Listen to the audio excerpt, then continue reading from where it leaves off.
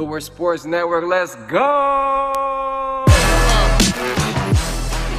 It is a Tuesday and a Victory Tuesday around here at Woodward Sports. Welcome to the Morning Woodward Show. My name is Stick on Detroit's all-digital sports network. I was going to say digital Detroit Sports Network, but either way, we're happy to have you this morning. To my right. Yo, what's the word? It's Kory. To my left. Joey, hello. And then we have Alex doing his thing in producer land and Fish making sure we sound so good. And shout out to everybody already checking in on all of our social media at Woodward Sports. We see you, we love you, and thank you for watching on Facebook, Twitter, and of course YouTube. We got some new platforms that'll be starting next week, Joey. Next week, son. We got platforms on platforms on platforms. And of course, you can always listen to us on the app. It's free for download. You can get it today in your Google Play or Apple Store. But I mean, you guys want to get into it right away? Let's talk why does about my head it. look so big on the camera right now? What's that? I got a big head. Yeah, we know. Is it zoomed in too much on me? Why does my head look so big? Why are you looking at yourself on the I'm screen? Man? sensitive. You're supposed to be looking at the camera, They used not to call the me screen. Big Head as a kid. Really? Did they? A little bit. Peter got it real bad. Look, Yeah, Peter does have a big head. Yeah, though. but then he got Joey. big, though. Compared to me, you do not have a big head. You're fine. I got There a we bigger go. head than you. All right, well, you know who's got a big head? Who? Juwan Howard, as he should, because Michigan whooped that ass yesterday. I mean, what a great game versus LSU. Like, if you're a fan of basketball, even if you weren't a Michigan or an LSU fan, that was an incredible game to watch. I'm just really impressed with how Michigan played in that second half, because in the first half it was looking real spooky. They looked a little lethargic out there, like they took LSU for granted. And Cam Thomas, he came out the gate, you know, with that gun loaded and was ready to go. But I mean, he had 30 points last night. He was just on fire as he should be. But Juwan Howard, whatever he did at halftime, whatever adjustments he made when he talked to those guys, they came out and went on a hell of a run. I think at one point they went on like I think it was like a 16-5 run. 16-3 at one point, yep. Yeah. So it was crazy because LSU was on a 12-3 run. And when we went through that's when I thought, oh, boy. Yep. Again, Michigan's going to give it up. But then we end the game with that 16-3 Michigan run. And that's something that we just got to stop. We can't let those runs happen again because we're not going to be able to come back on a run like that every single time. Yeah, and Kory, you brought it up about halftime. It was really like the second half of the first half where they started to figure it out and turn it on, and you could start to see Michigan actually playing really tough physical defense, which we haven't seen in a couple weeks from them. Like that, I feel like they've just been trying to get into these shootouts and not really playing big, tough physical ball. But as you see, Hunter Dickinson right there, you know, he was big on the block.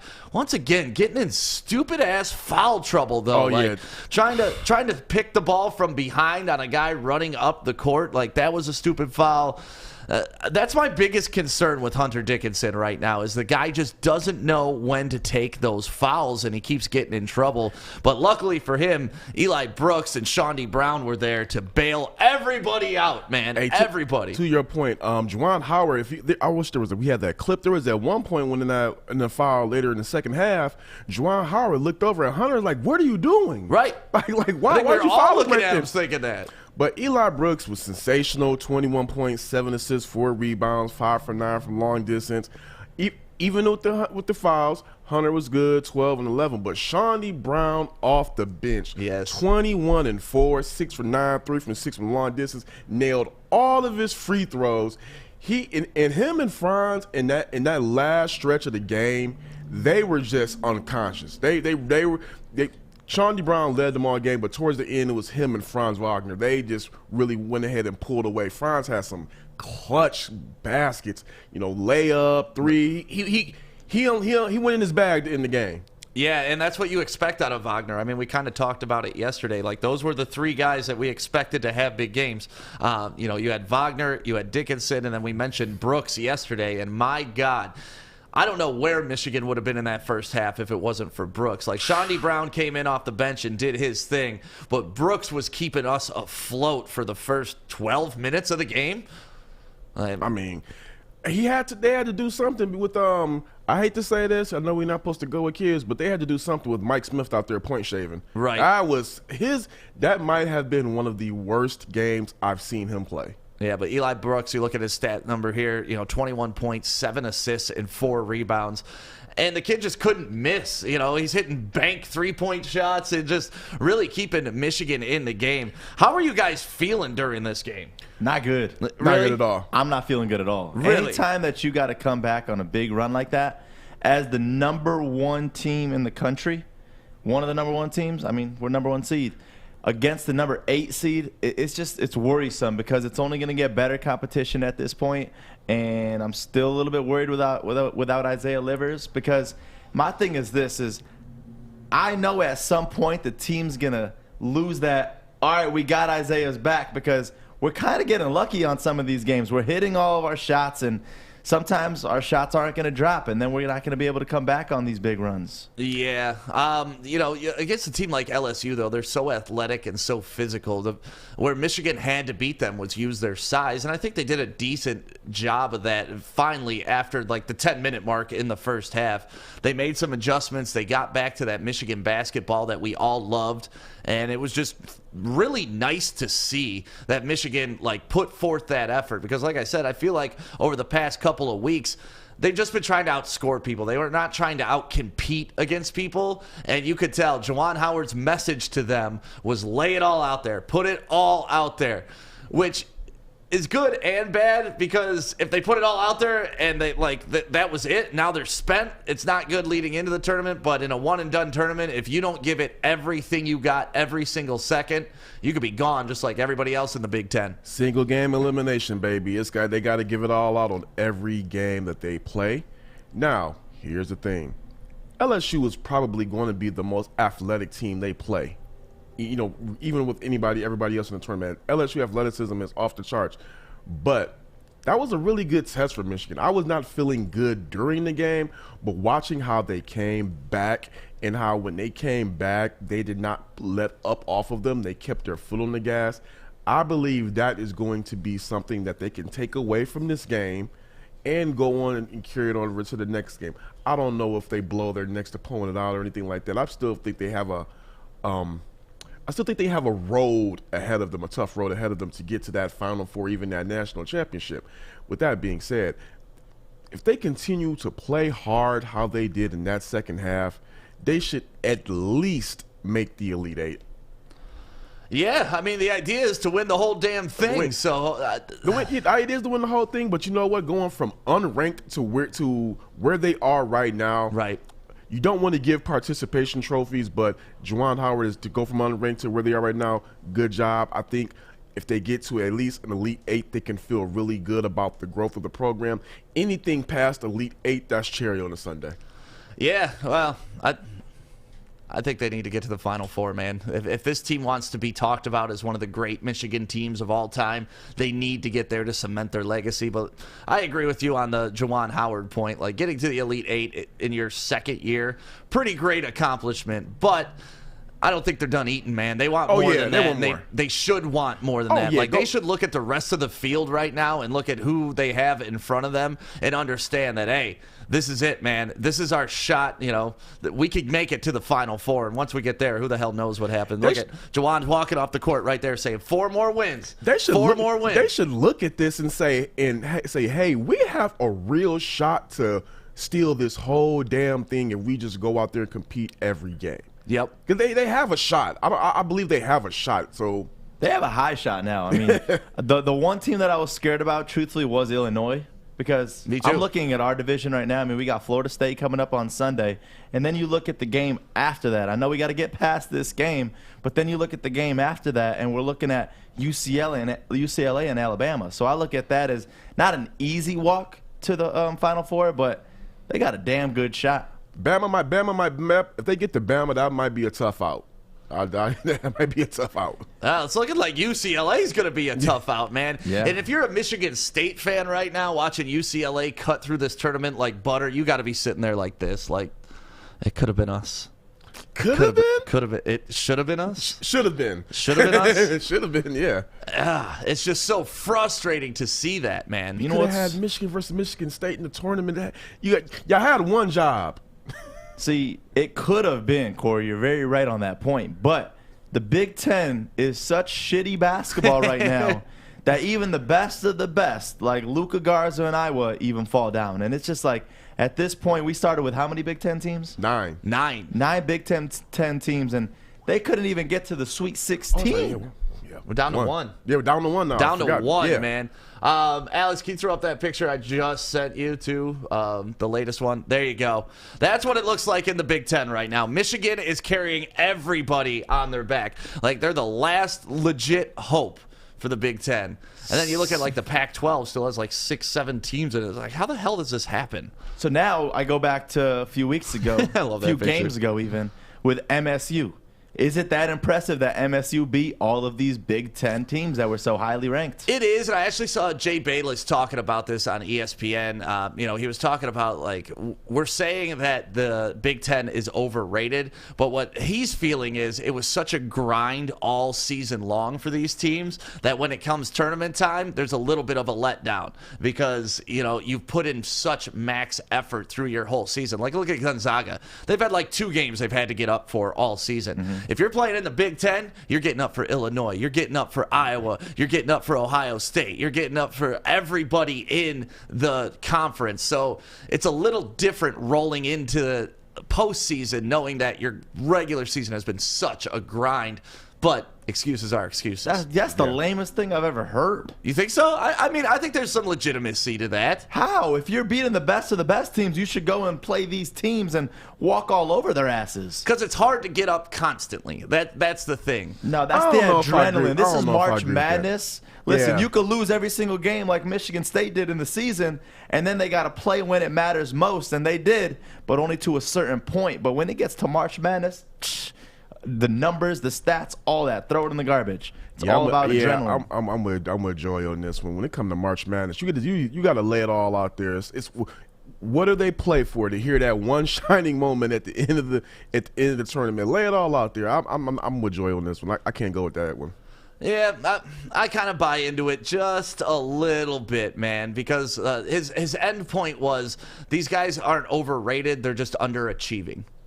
So he still believes the Big Ten is the best conference in basketball. It's just after that grueling regular season, you get into the tournament. But now it's tough. But when you underachieve, you open up the discussion for, are you overrated? No. This is good, though, because he's saying LeBron, with all of his successes on his own, where he loses later on in the playoffs, is okay. LeBron's had success on his own? Because he's balled out throughout the season. LeBron's never had success on his own. But LeBron balled out. He played so well in the season that the winning at the end of the season, it doesn't matter. I mean, it doesn't matter. You're really going to compare the NBA game to the NCAA. Yes, because that's the same dumb shit that you're saying right now about college. So Gonzaga plays the exact same schedule as Michigan. You're not talking about Gonzaga right now. Yes, I am. No, we're talking about the other teams. You brought up LeBron. I wasn't talking about fucking LeBron either. Because you're saying earlier on in the season is what matters more than later on. That's the dumbest thing. I'm not saying that. I'm saying if you go through a harder regular season, yes, it wears you out more than what Gonzaga had to do all season by kicking their feet up and playing, OCC. So you're sitting back and clapping it out for Illinois. You're clapping for Ohio State. I'm not doing that at all. But I'm saying I understand that they had it harder in the regular season than a Gonzaga, than anybody playing in the Horizon League, than anybody playing in the ACC, the SEC, any of those other conferences. So, yeah, if you're going to want to sit here and compare it to the NBA, no, they have a balanced schedule. They all play the same teams. If you're in the Western Conference, you play every team 4 times, you play the Eastern Conference 2 times, and vice versa. So, like, comparing the two is absolutely ridiculous. Gonzaga's still alive. These other teams exactly, because they haven't done shit. Like, if Gonzaga was in the Big Ten and they were playing actual opponents every single night, week in, week out, they would be in a different position than they are now, instead of just relaxing, taking the regular season off, and knowing that the tournament is their whole season. You think these players that are trying to get money in the NBA then prove themselves in college? I think when Gonzaga plays New Albany, State, Tech, Northwestern, Southern, A&M, yes, it's a little bit easier than Michigan having to play Illinois, then go to Michigan State, then go to Iowa, then go to Ohio State, then go to Penn State, then go to Rutgers, then play Maryland. It is much, much, much harder. It's called preparation. When you play these better teams, you're better prepared for when this matters. If you're a better team and you're a higher ranked seed and you play the best teams like the Big Ten did. So you've been you clowning should on be Gonzaga the whole time this tournament that I'm they not haven't played standing up for 'em. anybody. I'm not standing Has up for them. Gonzaga played anybody this year? No, I still think the Do you team's think garbage. they had an easier regular season? Absolutely. What point is that making? You're standing That up it's here easier to roll in. You're not as drained going into the tournament. not as drained. Yes. As these are grown-ass men No, playing they're college not. They're ball. fucking boys. They're 18, Grown-ass 19, and men. 20 years old. Grown-ass men. Boys are high Grown-ass school. men. What do they call high school? Boys basketball. What do they call college? Men's basketball. It's a little bit of a difference right there. These are not grown-ass They're men. grown-ass They men. have chaperones. They Why- get their meal prep They're for they're the... starting Hey, to get paid because they're grown men. Hey, I'm gonna let you know this right now. Go ahead. As soon as I turned 18, them cops look at me like I'm a grown ass man. Yeah, me too. Me too. I look at college kids as amateur athletes. I don't look at them as professionals. amateur athletes. They're not professionals. Right. They're grown-ass men, not professionals. And not even all of them are grown-ass men. You see some of those kids, they look like they're damn 12. They do. And some of them also look like they're 40. You can't tell me Langford and all these other guys with mustaches aren't grown-ass men. But honestly, at the end of the day, I understand the point that when you have to put out that much energy during the regular season, it may wear on you come playoff time. And that's it. And guess what? Those are the players that are sitting their ass at home right now because they weren't good enough to get this far into the March Madness. And that's all I got to say. I mean, out of 64 teams, there's only 16 left, so a lot And the of best them fall teams under are the that. ones that are left. Uh, That's it. It's all off of wins. It's all off of wins. You look at these teams like Abilene Christian Creighton. beating a number 3 Texas. Creighton and Oral Roberts, they're definitely the best teams. Yeah, hell yeah, they are. No, they're not, Yes, man. they are. They're You having the look at- best tournament. They're not the best team. You look at Steph Curry when he was in college and he was balling out. He might have played the worser teams to get there, but all that matters and what you see now is he plays best against the better opponents, and he showed that entirely in that tournament. So we're looking at the Sweet 16 now, and these are your matchups going into next weekend. I hate that we got to wait till Sunday to watch Michigan play again, but you got Baylor versus Villanova, Arkansas versus number 15 Oral Roberts. You got Sister Jean versus Oregon State. That's going to be a great matchup. Number 11 Syracuse versus number 2 Houston. You got Gonzaga versus Creighton, USC versus Oregon, Michigan, Florida State, and then UCLA and Alabama. Out of all of these, what bracket do you think has the easiest route? I mean, Gonzaga still looks like a pretty easy route. I would say Michigan's is probably the hardest. Hardest? Yeah, I'd say so. I mean, they have a number 2 and a 4 seed left in their bracket. Nobody else. Baylor's bracket's got the 5 and the 3 left too, so that's not too easy. I think it's got to be Gonzaga. They have a to me, just looking at it, they have a easier path, but I don't think it's easy. I think they could possibly get shocked by USC if they move on, but Gonzaga, yeah. Yeah, Gonzaga Creighton, that should be like a 30-point spread on that game. I'll be shocked if that game is close. But yeah, back to the Michigan LSU game last night. Michigan shot 53.8% from field goal percentage, 40% from 3, and they had 22 assists. Like, to me, that's the number that really stood out, because if you look at what LSU had in assists, LSU only had 8. Yeah, because they were, you know why they had 8? They're jacking up the ball. Look. I wrote this down. Cameron Thomas and Javonte Smart, how many shots do you think they got up between the both of them? Oof. All of them? 46 shot attempts. 46. That's why they had 57 of the points. And they went 20 for 46. I mean, I'm not ever going to tell Cam not to shoot the ball. That kid was on fire for a while. But yeah, everybody else on that team, and that's what we talked about yesterday. If you can neutralize Cam or at least make him the sole scorer, you got a great chance against LSU, and that's kind of what happened. Cam got his 30. He did. Cam's going to get his 30. He's the 4th leading scorer in the nation, averaging close to 23 points per game. He's going to get his buckets. But if you can neutralize everybody else and limit them from being a part of it, then hey, let him burn out. And we saw what happened. I think Adam put it in the comments. They had an 8-man rotation that's going to eventually wear out. Cam Thomas towards the end of the game was exhausted. It was all over his face. Dude, they literally both had 40 minutes each. Yeah, And it's just crazy. That's how you got to crazy. do it, though. I mean, it's, like Juwan Howard says, you got to leave it all out there on the court. And, if it's the elimination game, I'm playing Cam as much as I can because you need to. Michigan was able to survive when Hunter Dickinson got in foul trouble and went to the bench, and it kind of changed the game because you saw LSU constantly double-teaming him in the post, and when he's out of the game, they have to change up their whole defense, and Michigan was able to still convert, and that's when Wagner took over. That's when you saw Shondy Brown driving that baseline, which some of those baseline drives were amazing. Like, how did they leave the baseline open that much to a guy like Shondy Brown? Basics. It's the basics. I have no idea, but he just stepped up so tremendously. And it's not the fact that he just scored. It's when he stepped into those shots, he looked like, I know this is going in. Yeah. Like, it was just confident. It was just, you could tell when the guy has a confident pull and he does it. All of his look like, yeah, I'm nailing this. But just to go back to LSU, it's a tale of two different halves. They went 22% from beyond the arc in the second half and 70% from the free throw line. They were 100% from the free throw line in the first. A lot of that right there, that did them in. They were dog tired. Yeah. The thing I like, though, and the only good that I saw from that game was really towards the end when you see them going on that run. You see them playing together, setting screens, boxing out. Like, you saw a lot of the fundamentals come out towards the end for Michigan, and that's what we just got to see more of. Yeah, that's what they threw it back to. They finally relied on their defense again, and once that defense got going, it was really hard for LSU to do anything. So, I mean, LSU's in the tank. That's done. We're moving on. Florida State is next, and obviously we got a whole week to talk about that, but how are you guys feeling going in against Florida State? I'll say this.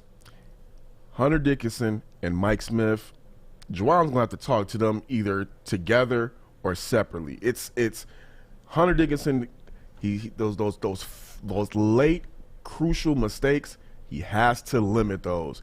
Mike Smith, I'm not going to say that LSU was about to get back in the game, but he made it a little bit too interesting than it needed to be with that travel. It was a travel he had. And then just the way he played yesterday was just dribble, nothing. Right. It was just, he's gonna have to go ahead and talk to him. You're not in the Ivy League anymore, dude. This is real. So the announcers were talking about his size playing a factor, and they're like, he's little, and his size definitely played a factor in the game, but he was still able to control the tempo, and that's what you need to see out of your point guard. Luckily, this isn't a very point guard heavy system that Juwan Howard is running right now. They just need kind of a facilitator there. And, I thought he did a great job, but damn, those step back threes, you got to stop those. Oh, yeah. Just stop. Yeah. See, but the thing about it, though, is they normally do drop. So he's used to shooting those and them always dropping. But when you're that small, I don't want my small point guard taking those step back threes. He was 1 for 4 yesterday on those. And to, Stick disagreed on it like last week, but to his point, he took a step back three to try to ice the game. What are we doing? Yeah, that's what are we doing? That's not how you want to use that guy. No, at all. That is not how you want to use him at all. So Florida State, kind of similar to LSU, very athletic team. They don't really have a true 5, so that's going to be where Dickinson comes in, and they can rotate positions pretty well. They're interchangeable pieces. Do you see their athleticism being a problem? Do you see like Michigan learning from what they got from LSU? They should learn from what happened from LSU. Whether that happens whether that really happens remains to be seen, because athletic, as good as basketball the Big Ten is playing, we're starting to see those other teams are a little bit more athletic, and one is remaining. They got the rest of those teams got them up out of there. So hopefully Michigan's able to figure it out. I'm on the fence. I want to wait. I don't want to be prisoner of the moment and be like, oh, they're gonna go ahead and win. I want to look at some stuff from Florida State, see how they play against some bigger teams, ranked opponents, and then I'll go from there. But Michigan definitely has a shot to get past them. They really do. If they just play the same way they played in that second half for 2 halves instead of just a stretch, they'll be fine. Yeah, as long as they can rely on their defense. Yeah. There's that one dude, Polite, I think is how you say his name. He played in the last game against Colorado. That was the one game where I was like, all right, this guy could ball, but it's not like what we saw yesterday in LSU where there's a whole bunch of stars on the court that we got to watch them. So this is going to be definitely a different style of game that we got to play, but Michigan's on fire right now. Yeah. Well, they got going into the Sweet 16. They will be playing March 28th. That's next Sunday at 5 p.m. So at least we get a nice Sunday matinee game with Michigan. But it's just so weird. I wish they would start the Sweet 16 on Friday, not Saturday. Yeah, and then you get Saturday and Monday? Yeah, Sunday and Monday? Because that's the thing. They're gonna if they win on Sunday, then they play again on Tuesday? Yep. Like, Some weird days. I don't like that. Make this a weekend affair. Yeah, I don't get the. I'm looking at the schedule right now. There's some Saturday. Yeah, Saturday. They're gonna be playing Saturday through Tuesday. That makes absolutely no sense to me. Right. They should have just started this thing back from Thursday through Sunday. Everybody wins. I don't get it. I don't love it either. And giving a team damn near a week off in between games, that's weird too. I hate when the NCAA does that for football too. It's like the bowl games are 3 weeks, 4 weeks sometimes after your last game. And it's like, the team doesn't even stay together. Like, what the hell are you doing for 4 weeks? See, but this right now with 4 days or 5 days between the games, I feel like is normal for this season. Six games, 6 days, man. Yeah, but like almost a full week between games. It's tough to keep momentum. It's definitely tough to do it, but I mean, the way they do it and the reason they do this, I'll never understand that. Yeah, I'm with Stick on this. This is BS. Selfishly, we just want to watch more basketball. And that's it. This is how I feel every time, the NFL playoffs are coming to an end, too. I start counting down the games, and it's like, oh, my God, we only have like 4 games on Saturday, 4 games on Sunday, then 2 games on Monday, 2 games on Tuesday, and then 6 months off, and then a Super Bowl. Yeah, it's like, damn, man, sports are wrapping up on that level. I get really emotional during the conference championship games because I feel those are sometimes better than the actual Super Bowl. Oh, for sure. Yeah. Definitely, because the teams are familiar with each other. There's usually a little bit more rivalry history there. Fish, what you got to say, buddy? I'm assuming it's because of COVID. What? That they're playing Saturday, Sunday, Monday, Tuesday, probably to test the players, make sure they don't have any they always put COVID stuff. They always put a day between the rounds, like when they kick off the rounds. Yeah. But I'm just saying they should have started the rounds on Friday instead of on Saturday. And I don't know if that has anything to do with COVID or well, not. I think they started last week. They started on Friday instead of Thursday. Right. They So I normally think they're start on trying to Thursday. balance it out. Yeah. That brings up a good point, though. You mentioned COVID. Like, this gives them more time to be bored in their hotel room to go out there and have some fun outside of the hotel. I'm not saying that they will because I know they have them on lockdown, but they can't.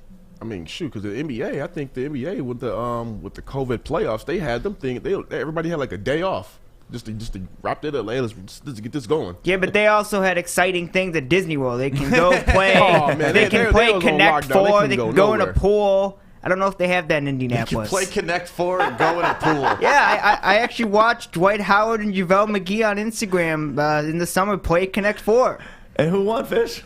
I think Dwight Howard won. Man, Fish slipping, man. Fish is supposed to know who won in that game. I'm mad. Right, Fish, you got to have those facts and stats ready for us, man. Well, all I know is Dwight Howard was trash talking. Listen, one spot that everybody could be a winner, though, is Bridge Street Exchange because they got discounts on discounts.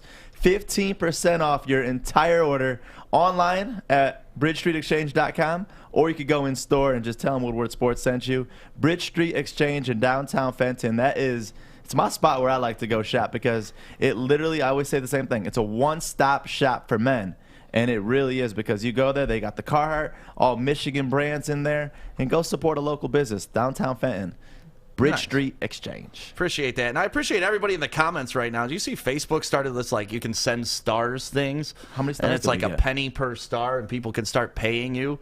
It's kind of like the Twitch angle. Yeah, kind of like that. So shout out to Dan and Charlie and everybody for dropping in some stars. We really appreciate that. Hey, throw some dollars in this chat. I'm taking my shirt off. Oh, man. He said, yeah. Virtual stripper for Joey. Just throw some stars at Joey. He'll take his shirt off. But thank you to everybody that's commenting on YouTube as well as Twitter. And like I said, next week we're going to be on a couple more platforms because we're getting that new internet, baby, and we're going to be able to stream everywhere. Let's take a quick break. When we come back, it is time for Joey's News. An ounce at Michigan dispensaries is over $300. Why pay that when you can grow your own? With just one light, you can pull down over 48 ounces every harvest. Do that math and then come see us at Grow Green, where we have everything you need to start growing and a staff of master growers to help guide you. Click growgreenmi.com. Good morning, everyone. Extra, extra, read all about it. Let's get into Joey's news. Let's go. Yet another Big Ten team falls. It kind of feels good because we're the only Big Ten team left, but number 2 Iowa losing to number 7 Oregon 95-80, and Luka Garza dropping 36 points in his final game as a Hawkeye, and these were the last moments. So the hugs, Luka Garza. Much love right there, brother. He'll exit one of the great careers all time. One of the best players, the best player in Iowa basketball history. Coach Altman right there. The finality part of it, I've been there, brother. Those are tears. I definitely thought they were going to keep fighting. The emotions of the tournament, the finality of your career, that you didn't accomplish the goal that you set out to. It's tough, but I mean, that's a hell of a career that he had. Yeah, but very rarely do you know when significant moments are happening in your life. Sometimes it takes like perspective to be able to look back on and be like, oh damn, that was a big moment, you know. And in college basketball or any sport, when you know it's your last game and you'll never put on that jersey again, because he was talking about that in his press conference afterwards, like it all hit him. Like he thought about it, but he didn't realize what was really happening till that clock was winding down. And it's like, I'll never go back in that locker room. I'll never lace up my shoes again. I'll never put on this jersey again. And you feel for those guys because they give so much to these programs and so much. You know, obviously Garza's going to go on. He's going to be in the NBA. Don't know how good of an NBA player he's going to be, but he's definitely going to be playing at the next level. But at the same time, you can't replace those college experiences. I mean, hey, man, they're nothing like them. I remember when I coached my one win in the students versus teachers game, and it was an emotional moment for me because it was my last moment in my first and only game as a coach, and I had my moment too. I was crying. It was special. But no, it was just a great moment for him. Yeah. He goes down, like they said, one of the all-time greats, if not the greatest Iowa Hawkeye to ever play basketball there. I have a rough time thinking of somebody better. I was about to say, does that say a lot? I mean, name one other Hawkeye basketball player. I was thinking. Which means we only have one Big Ten team dancing in the Sweet 16. Michigan back to the Sweet 16 for the 4th consecutive tournament. This game, though, we look at that bank right there on that shot. Eli Brooks. But that game was scary because 12-3 run is what LSU put on us. And luckily we did have an answer for them, ending the game on a 16-3 Michigan run. So we're going to see Michigan taking on the number 4 seeded Florida State Sunday at 5 o'clock. Yep, take it on the Seminoles. You know what? I just did a real quick search while we're talking about Iowa basketball players. Yeah, so did I. I'm disappointed in you, Joey. I am too, actually. I'm disappointed. You don't know. Don't say his I'm name, not gonna though. say it. Is it my boy? Who's your boy? He should be your boy. Iowa Hawkeyes. With as much as I sit up here and boast about my alma mater, and you got somebody from your alma mater, could be probably the best. Well, second best. Well, only champion. Maybe the best at yours too. Yeah. I'm trying to think. Who from Brother Rice? Oh, went to Iowa. Wait, was it BJ? BJ he did? Armstrong. Oh, I didn't know. All I know is he went to Brother Rice. Did he really? Wait, he's one of the best on. So, yeah, according to this list that we're looking at right now, you got Luka Garza coming in at number 1. Roy Marble, he played from 1985 to 1989. Oh, yeah, Roy. Then B.J. Armstrong, Ronnie Lester, Fred Brown, Greg Stokes, John Johnson, and then Donnie Nelson, baby. That's not Don Nelson's a legend. Wow. But, yeah, Iowa not churning out the basketball players. Such good athletes that I couldn't even remember them. On to the NBA, which he did end up going to the NBA and actually winning with the NBA. Who? BJ? Yeah. Yeah. Who'd he play for in the NBA? Bulls. Okay, good. Okay, Yeah, no, I know that stuff, you know. On to the NBA, though. The Houston Rockets, guys, they won. Ended ended this 20-game streak of losing for the Rockets. And right here you see John Wall with that 360 layup on a triple-double, 19 points, 11 rebounds, and 10 assists. One more time for Stick. Yeah, can we play that? Look at this. I got to admit. Woo! Why do you do that, though? I will say this. I remember they were talking about Blake Griffin, trading Blake Griffin for John Wall. I was a hater of that trade to begin with, but now, wow, I wouldn't have hated that trade. I did because I thought, like, okay, John Wall basically hasn't played in like years because of injury. So it's like, okay, we're trading one guy who can't stay healthy for another guy who can't stay healthy. So I'm like, what's the point? But I mean, John Wall has been playing pretty well this season, and I would rather have a small that's unhealthy than a big that's unhealthy, because it seems like big men, it just takes so much more for them to come back, and like especially in a Blake Griffin situation, he lost his ability to jump while he was in Detroit. Obviously he can jump now that he's back in Brooklyn. He's got new knees.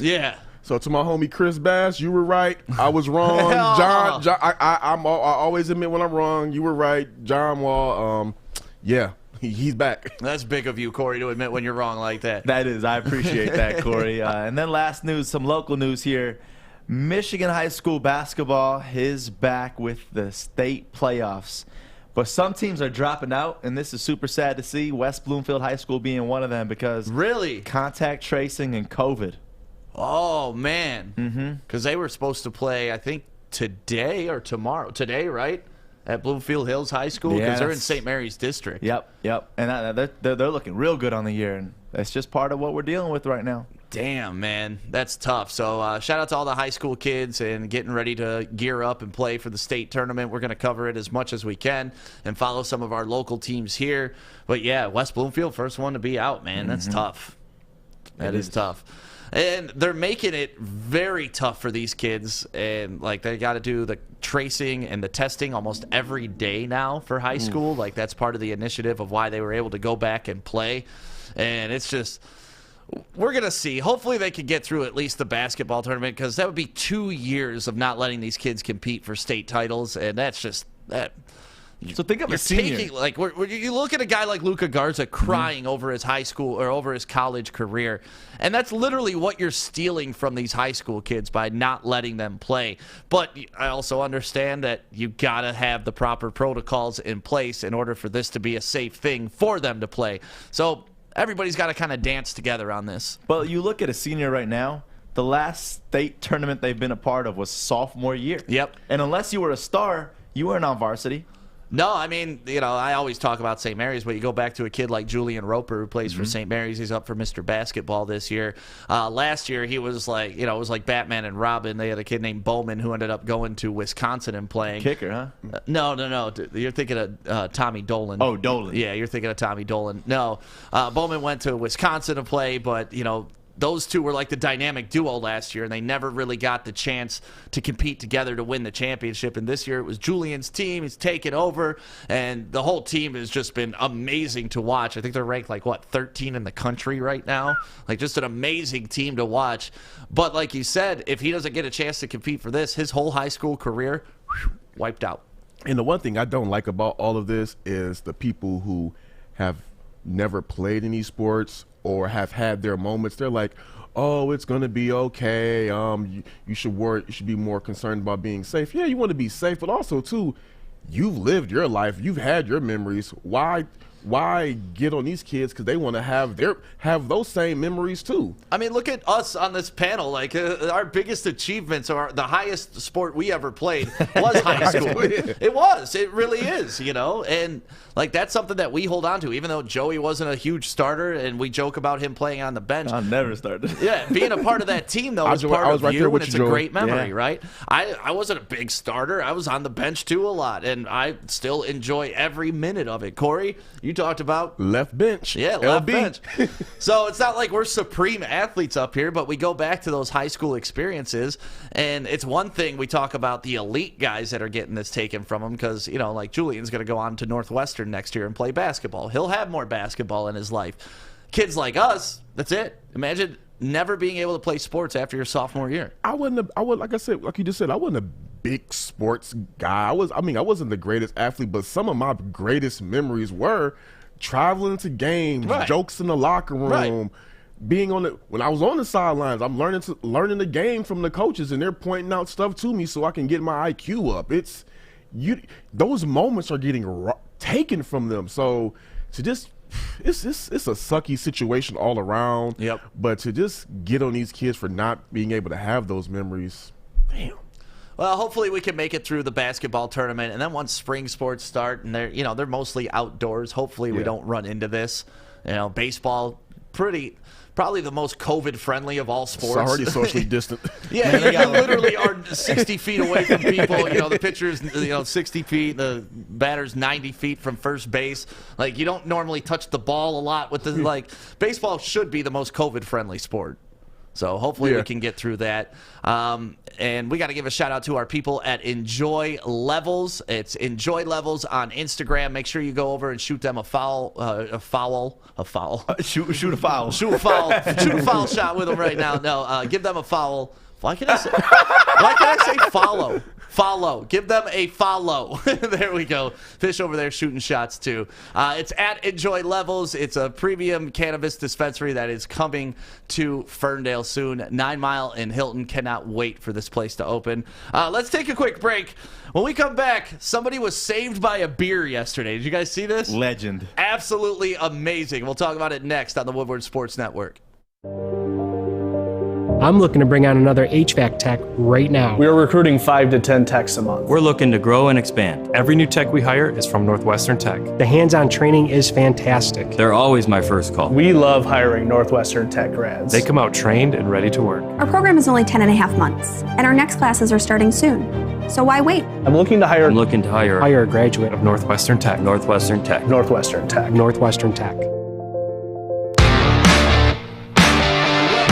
To the Morning Woodward Show right here on the Woodward Sports Network. My name is Stick. I'm an idiot. Thank you guys for waking up with us this morning. They should support us on social media, though, shouldn't they? Why? Our people should support us, and they should go. Damn, what do they do on our social media page? What do you mean? What do they got to click? Oh, my God. Follow? I can say follow, Joey. No, I'm saying I'm an idiot because I scooted my chair over, but I scooted it the wrong way. Are you serious? Yeah, I meant to go this way, but I went this way. So I tried to do that during the commercial break. Thank goodness these chairs have wheels, Stick. Yeah, thank goodness, Fish. They do not have wheels. They do not have wheels. So, I love this. I love baseball. You guys know that. I'm probably the biggest baseball fan we got here. And in the stands, you got to pay attention, right? Especially during baseball. Sometimes foul balls are hit. And yesterday, during a game, a foul ball was hit, but it was saved by a beer. And watch this video. Saved by a beer. You see him. When he hit that ball, he's looking like, oh, shoot.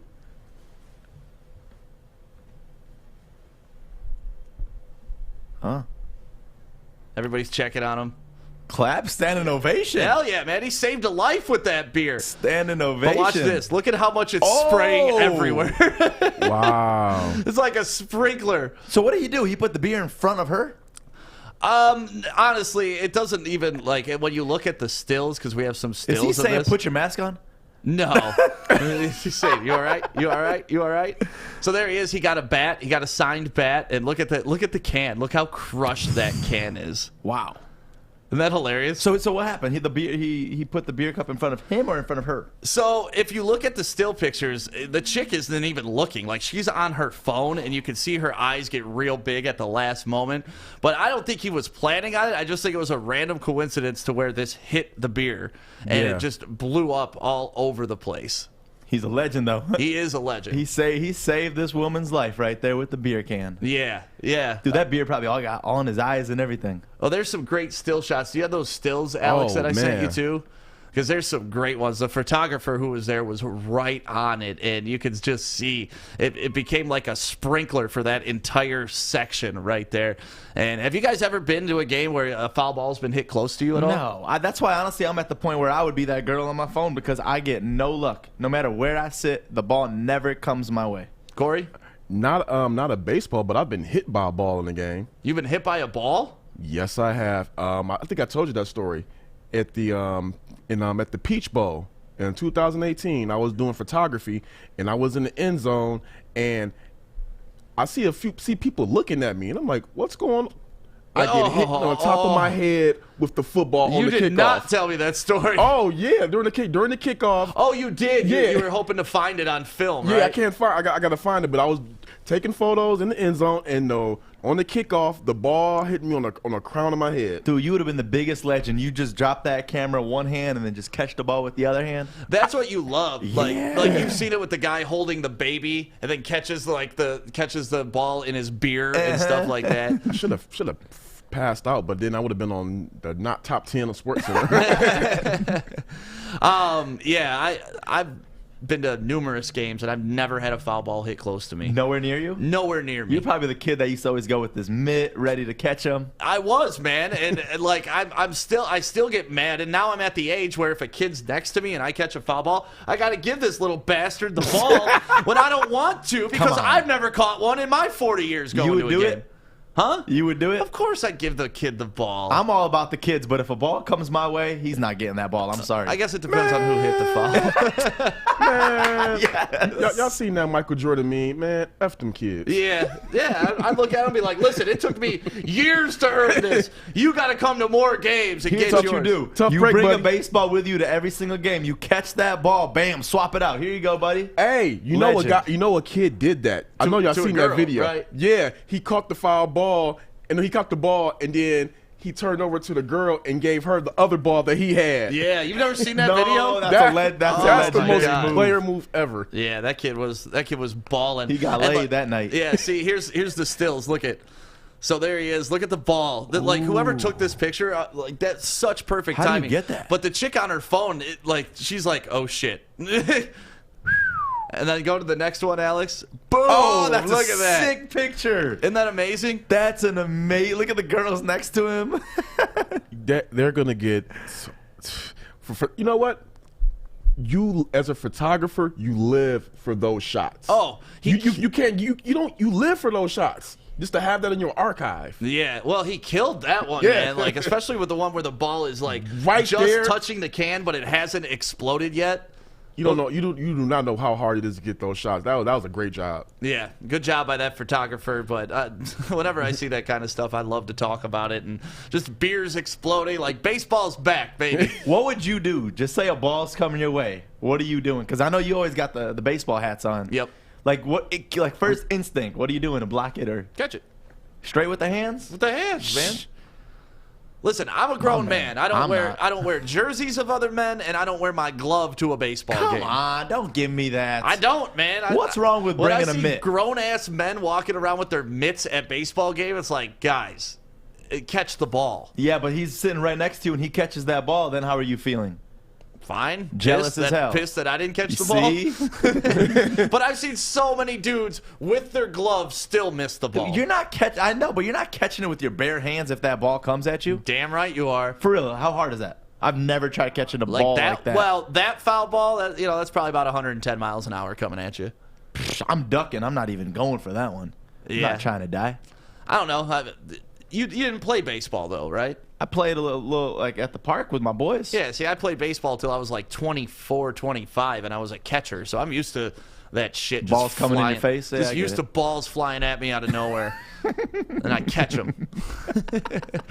Joey's slick for how he played that with me. That was slick. Steve saying I was 2 rows behind the kid who caught one of Mark McGuire's 68 home run balls at Three River Stadium. That was an only at bat I didn't put my glove on. Ooh. Oh, that hurts. Yes. That hurts. Jenna said I got hit with a foul ball at my brother's practice when I was a kid. Black eye not long after I lost my front tooth. Arm in a cast after falling off a bike. So, yeah, lots of stuff going on with Jenna. But, I mean, listen, even if that tooth falls out, like you could always say how it happened. Right. You know, it happened when I was playing in the professionals. Dude, one of the worst baseball injuries I ever saw was when I was in Little League, and a kid was in the on-deck circle warming up, just taking his practice swings. Another kid walks out of the dugout not paying attention. Boom! Takes right to the nose. Nose explodes all over, just bleeding everywhere. One of the most unbelievable things I've ever seen. Like, one of my biggest fears in life is I've never played hockey in my life, and Friday I'm actually playing some drop-in or whatever they call it. I don't even know what it's called, where you go and you just play with the people, right? Pick up hockey.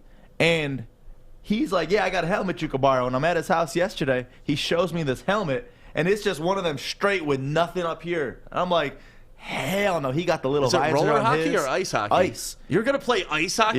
Yeah. Do you even skate? No, I go Campus Martius ice rink, and I skate, take pictures for the Instagram, but that's it. Where are you playing at? Full cage. I don't know yet. Oh, my God. We got to go. Can we live stream this? Yeah, why not? I always say, I'm pretty athletic. I'll be all right at this. Hockey's a different level, man. When are you going? Friday. Okay. Friday. Yeah, I'm scared. I ain't gonna lie, but I'm excited. You gotta document this, man. I need to see Joey on the ice. Well, let's do this. Let's take a quick break. When we come back, Adam is here with his bets of the day. We're gonna go over the best games that you can bet on today, and we'll do it next on the Woodward Sports Network. Hey, it's Joey from Woodward Sports, and I am here in downtown Fenton at Bridge Street Exchange. This place has so many amazing things for guys and ladies. This is the hidden spot that you got to come check out. I'm talking thorough good boots, best boots ever. They have barware. They got the Stormy Cromer hats. They got Carhartt hats, a huge Carhartt selection. They even got Snoop Dogg underwear. So go check them out, bridgestreetexchange.com, and use the code word WSN for 15% off. Welcome back to the Morning Woodward Show on the Woodward Sports Network, Detroit's all-digital sports network. Thank you to everybody checking in on our social medias and dropping comments. We appreciate you. We see them. And thank you so much for being a part of the Woodward Sports Network. Every morning around 8:50, our boy Adam comes on, our betting guru, and he lets us know what are the best games to bet on this week. Yeah, man. Or tonight, actually. I love that I get a round of applause from Fish. Every single time. Every time I just get a nice little, professional clap. Fish is the best hype man you could ever wish for. Oh, yeah. 100%. So who you got tonight, Adam? What's going on? Well, I'll let Fish answer the first one. Fish, Red Wings play tonight. What am I doing? You're going to Predators. That's right, baby. I'm going to take the Predators straight up tonight to beat the Detroit Red Wings. You can't go wrong betting against the Detroit Red Wings or the Pistons right now. I mean, you're really at like a 65-70% win rate betting against them. So I'm going to take that all day. The next hockey game, Stick knows I love this number, over 5.5. Guys, I'm going to keep saying it all freaking season. Anytime you see the over at 5.5, especially when the line is plus, and it's not like a minus 110, which is typically what it's at. It's at plus 105, which means you can make more money. Dude, this is the Tampa Bay Lightnings and the Dallas Stars. Both are like the best scoring teams in the NHL right now. I don't know how this is even a thing, but I don't give a fuck. I'm just going to take it. That's free money. The next game is the Nuggets versus the Magic. The Nuggets have not scored 100 points. The last time they haven't scored 100 points was February 16th. Like, 217 is such a low number. That is a low number, too. The scary thing is the Magic, though. They're a very inconsistent team. Actually, the last time the Pistons played them back-to-back, you saw that they scored like 123 one night, and then we beat them the following night. They only scored 86. So they're one of those teams that just maybe they don't put up points, but odds are I think it gets over 217. I'm feeling really confident about that. And then the Washington Wizards. I actually hate this team. I love betting against them, but it just makes so much sense. Washington away, Bradley Beal, Russell Westbrook visiting a very stingy New York Knicks team. I actually like this game. I think the Wizards are going to win. I'm going to take them straight up at a plus 120 odds. I really like that. Super friendly.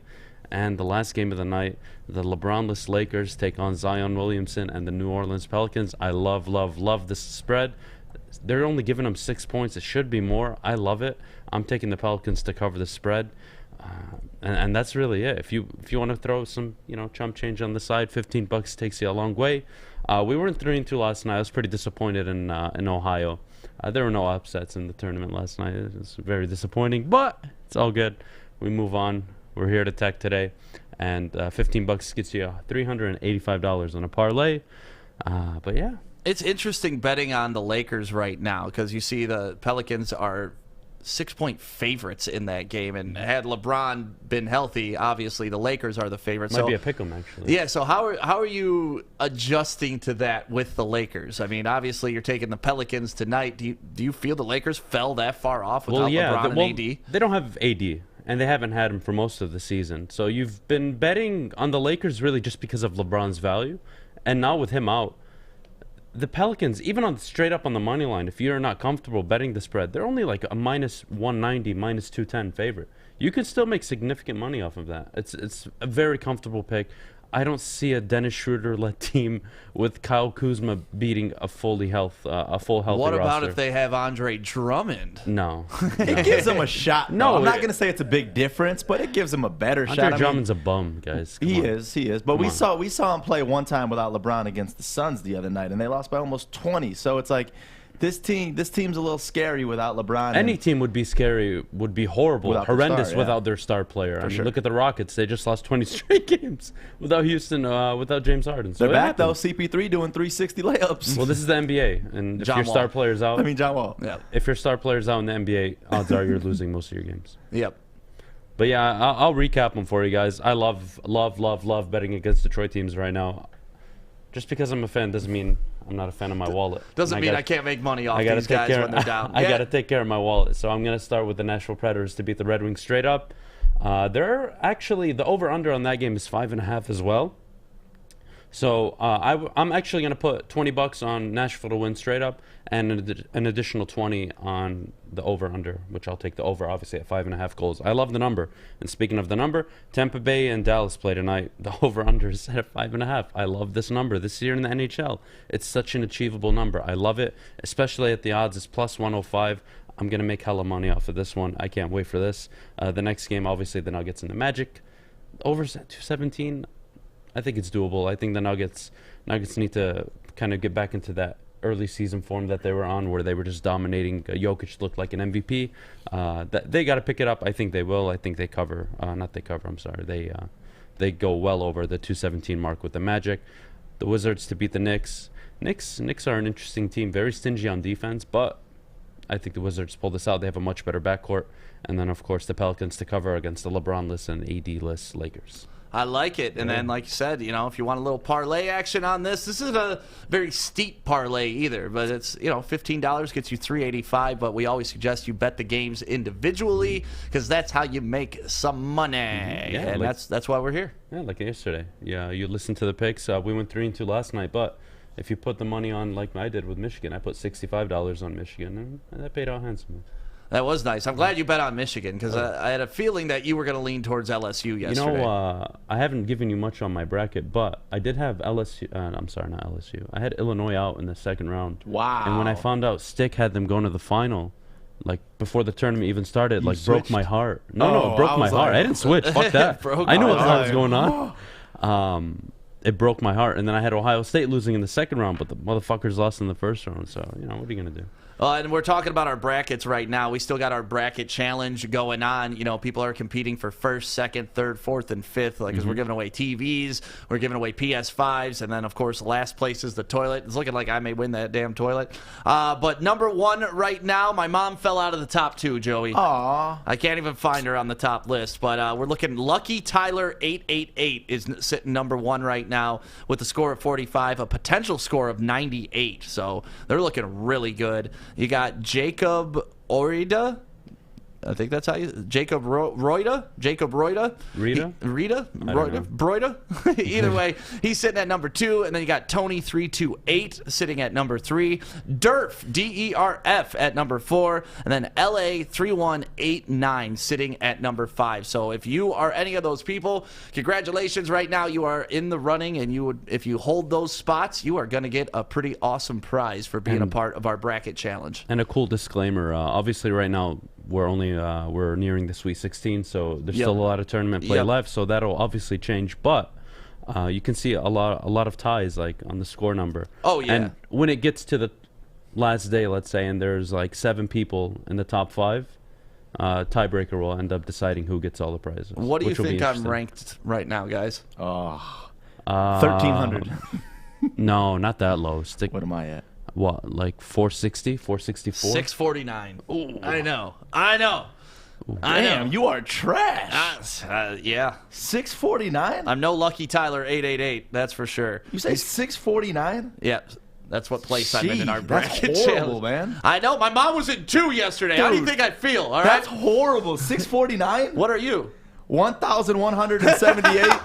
Oh, I got to check mine now. Fuck you guys. That's the best part about this, too, is if you did end up filling out a bracket, you could track it, and it'll let you know how many points you can potentially get. And that's, what are you? 327. 327? Not Dude, bad. he was number 1 over the weekend, though. I was number 1. rounds. And then COVID. What are you? You're 5th? What are you, Alex? 8. You're 8? Alex is 8? Yeah. Which one are you, Alex? He's probably got a porn star username. No. Detroit Reese? No, West Hef? 32. West 32? Yeah. West 32. That ain't you.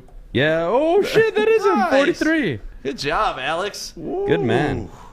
So, yeah, we'll be keeping you updated on our brackets, who's winning, who's losing. Like we said, the top 5 people are going to get a prize. Last place is going to get a prize, and top 10, right, gets a pizza party, right? Yep, we're personally delivering them from Papa Romano's. We're going to go pick up the pizza, whatever you want, and deliver it to you the night of the championship game for you to have a nice little pizza party. That's awesome. Oh, my mom is sitting at 8 right now. Okay. That's good. That's not bad. Joey, what would you rather do? Take a puck to the face or baseball?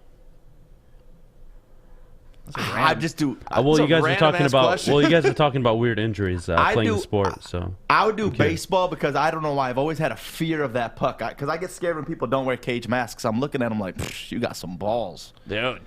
Yeah, because there's no protection in baseball unless you're the catcher. Unless you're the catcher. Yeah, you get a helmet when you're batting. Right. So there's that. And if you're John Olerud, you get to wear a helmet in the field. Yeah, but it ain't no helmet that fully covers. No. When I was playing in Little League, my my first at bat, I got hit right in the back, square in the back, and then obviously I was a pitcher, so. You hit the kid? No. I get a line drive right back at me, and it hits me again, all in 1 inning. So when I was batting, I got hit. I went to the mound to pitch the bottom of the half. I got hit again. That's when you know baseball ain't meant for you. I can't tell you as a catcher how many times reaching for the ball and someone swing and hit the back of your hand. Like, I can't tell you how many times I've messed up this wrist. Yeah, sports injuries are fun. That's a violent sport Baseball? without you realizing it. Yeah, it can be. That's why I Yeah. liked catcher, because it just made it a more physical sport. You know, you put me in the outfield, I'm bored as hell. But we got softball coming up. action. Adam and I are going to be on the same Do softball team. you guys go hard in the softball league? Well, this is the first year Adam's going to play in this competitive league with me. I feel like Adam's the same way I am, where it's like no matter what it is, he's giving it his all going off. I mean, yeah, you could tell him. Adam is a very talented athlete, but he gets in his fucking head and goes out of control. Like when we were playing kickball. When we were playing kickball, yeah, we were playing in a co-ed kickball league, right? And Adam has a gun, okay? Like Adam can throw the. Oh, I'm like, wait, what? No. I wasn't looking at you. But Adam thinks his arm is capable of things that aren't humanly possible. So, you know, in kickball, how you can throw the ball at the kid to get him out? Yeah. Adam would be chasing the kids around the fucking diamond, trying to nail them with the ball every time. These kids are getting home runs because Adam thinks he's being super aggressive, saving the team, doing the right thing, but he's just playing so far out of his mind that we're like, Adam, slow down. It's Joey, okay. Give him the extra base. Joey, I played third base, which is like the most frustrating position of playing kickball because the ball's like freaking 7 times the size of your head, right? Heck yeah. So like to throw it, you have to like super wind up, So and it's there's like way no different. control really. It's like you're really just like directional throwing. So from third to first base, Yeah. that's probably hard as heck. No, but listen to this shit. So, like, instead of throwing sometimes, Adam decides if it's a kick to me, I'm a good enough athlete where I'm going to kick the ball back to first base. It worked a couple times. It Oh did. my goodness! But the other times it went way over his head. And then Joey, they get one an time I infield kicked home it, run. it hit a girl right in the head, and she like fell over Is it at called a first home base. run? What is it called? Yeah, it's a home It's run. a home run. But yeah, Adam's great. It's just sometimes he goes so hard and gets so out of control that it makes him an awful player. But Hey, I appreciate the effort, though. I Yeah. appreciate it. But I'm looking forward. Like that was different. That was a co-ed kickball league. This is That was more for fun. This is a competitive softball league, so I'm gonna see. You know, I want to see a different Adam out there. But your athleticism's unmatched. Kid's got a rocket. Kid can hit the ball. Not worried about that. It's when the pressure's on and he's got to make a play. Adam is just using his gun and throwing it as hard as he can at something. Oh my goodness! You guys want to hear one more story? Let's hear it. I like these stories. Go ahead. So freshman year, I was on the varsity baseball team. And I got to my debut was like I was having like a great debut. I was like 2 for 3. I had struck out like 7 people. Like everything was going great, and you know, I get a ball hit right at me, hits my glove, falls on. Like it's the easiest out in the world, you know. Like there's no way I can fuck this throw up. You know, I'm about to like shut out for 6 innings. Everything's great. There's 2 outs. The guy's gonna score, no problem. Like it doesn't matter because I'm about to throw this guy out at first. Keep in mind, I'm at the freaking diamond. Like there's no way I can't make a throw to first base, and I sail that fucking ball over the fence, and they score 2 runs because there was a guy on second and third, and that game was like a super close game. We ended up winning 3-2. We got lucky, but.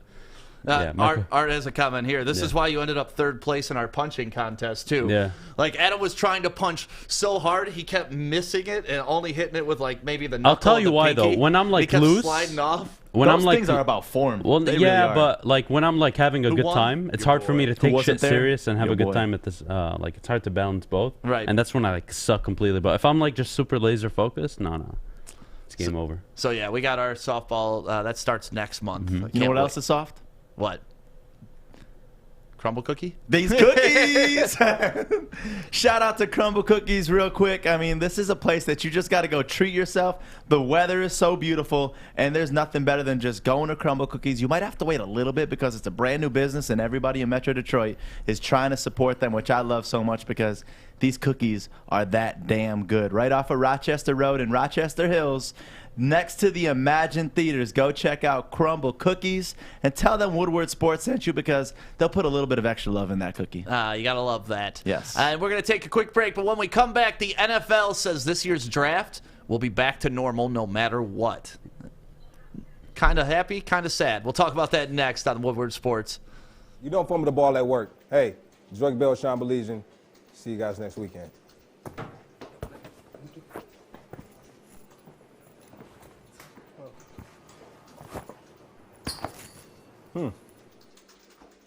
Thanks, mate. Oh, Bell's soft. Wait till it comes to New Zealand. Pour that out. Oh, love you, Fish, man. You're my favorite.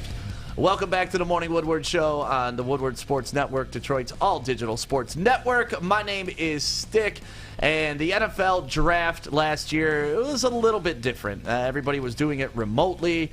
We got to see some cool things, houses. We got to see inside a little bit of the owners of all these NFL teams and where they're doing their drafts from, and it was quite the array. But this year, the NFL says that they will be back to normal in Cleveland, and it's pretty much, it sounds like they're just mandating it. Like, that's just exactly what's going to happen. How do you guys feel about the NFL draft coming back to Cleveland live this year? I love it. That's one of the great things to be able to see is the guys walk up there, shake Roger Goodell's hand, get their cap worn jersey, and just that moment. You don't want to, again, we just talked about moments. You don't want that moment of hearing your name called after all that they've went through. That's something that sticks with them. Granted, it's still great to be drafted and have the digital draft, but just walking up there and having to shake the commissioner's hand, that's something you dream about. So I'm glad to see that come back. And this year I feel like is a little bit different. I don't know why I feel like this year might be one of my favorite drafts ever because all of these quarterbacks, you don't really know what to expect. So it's like, Trevor Lawrence is going to be that #1 pick. I'm still putting my money against that just because why not? But that. All these other picks, it could be Zach Wilson. It could be Justin Fields. Like, you have no clue who that second pick could be. And this year, I'm just really excited because I feel like last year missing that, I can't feel 2 years in a row with them missing this draft. It was cool seeing it from home and, them being with the entire family. That was really cool, but I want it back to normal. Right. Fish, what you got to say? Are we sure they're going to be able to shake their hand? I don't know. That's what the NFL said, though. Like, they want this to operate like normal is what they're going for. Okay, because I'm worried we're going to get like air high five or air hug or something. They get up there, give and it's going to be super awkward, yeah.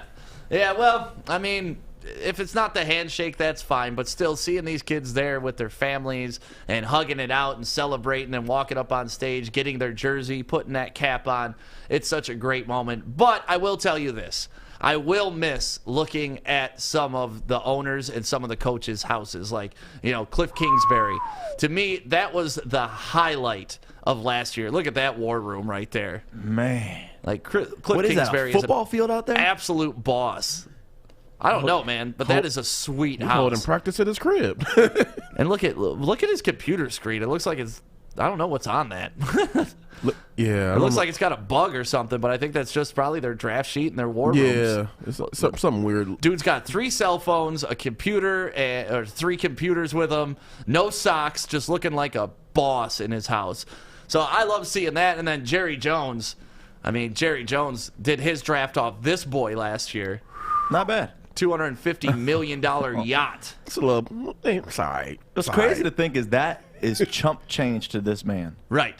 Chump change. 250. Jerry Jones wiped his ass with 250. 250. And then we look at Kory on Zoom out here in our studio. I'm like trying to get the lighting right, trying to get this right. Now Kory looks clean though on these Zooms. I wonder if that's Jerry Jones standing on the very back of the boat right there. There's just one man standing alone. I didn't even notice that. It looks like he's got the same suit on and everything. But that was awesome to see that. And then, to me, this stole the show. Well, 2 things stole the show, but Bill Belichick, when they cut to him and his dog was there sitting at the computer, that was one of my favorite things of the draft last year. Dude, we got to get Kory on his next Zoom in like one of our friends that got a mansion in his house. Just Kory with all of that in the background. Like, that'd be the dopest thing ever. Let's do it. Are you going to go to the draft and cover it? Okay, it's funny you mentioned that. I was literally looking to see if the application dropped on the NFL communication site. Hasn't dropped yet, so I'm going to go ahead and shoot an email to see if they're going to allow media to.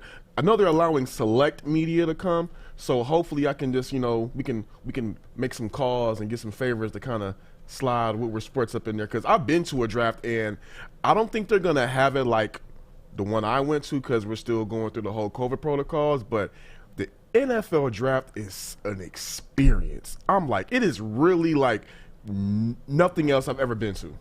Well, you are a part of the American Writers Association of Football Writers, right? Pro Football Writers of America. Pro Football Writers of America. Hopefully that means something. It does, man. I'm talking about as far as the getting. I'm like, hey, it's football, man. You should be covering it. You're part of the professional culture, so we need to get you out there. Maybe we send you with Fish. Fish, would you want to go to the draft? Sure, I'll go. You'll go? Yeah. Have you ever been to a draft? No. Do you want to go to a draft? If the opportunity comes, I'll go. Yeah. Love how excited you are for this opportunity, Fish. Fish, come on! It's the NFL draft, man. Get pumped. I'm a chill guy, and I get pumped for the draft. Let's try it again. Fish, do you want to go to the draft? Yes. There it is. Yeah. So we can. You don't want to see my reaction if you ever ask me that. Do you want to go to the draft, Joey? Sure, if you want me to. You know what I do like? You know what I want them to continue to do? Because I don't know if they've was it always the draft was always at one spot? Because I know they started rotating it lately, right?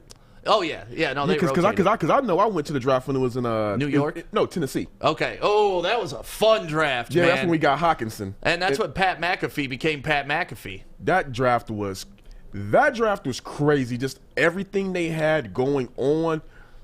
NFL does it big for draft. They literally took over that whole down. Isn't it Beale Street? It was they took over Beale Street for sure, but that whole area they took it over.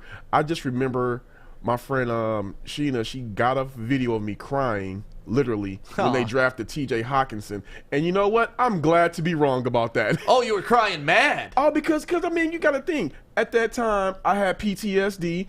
Brandon Pettigrew, Eric Ebron. I'm like, what the F are we doing getting Hawkinson? I literally was like, yeah. Now it's great when you have those feelings and it surprises you too. Yeah. Like, because so many times it's been like, why did we draft this guy? And then you would find out exactly why they drafted the guy, and it's like, God damn it, I was right, and the whole professional organization got it wrong. But with Hawkinson, man, that's been a home run pick for sure. And now they're talking about maybe taking another tight end and Kyle Pitts this year. Did you see that, 40? I'm going to be honest with you.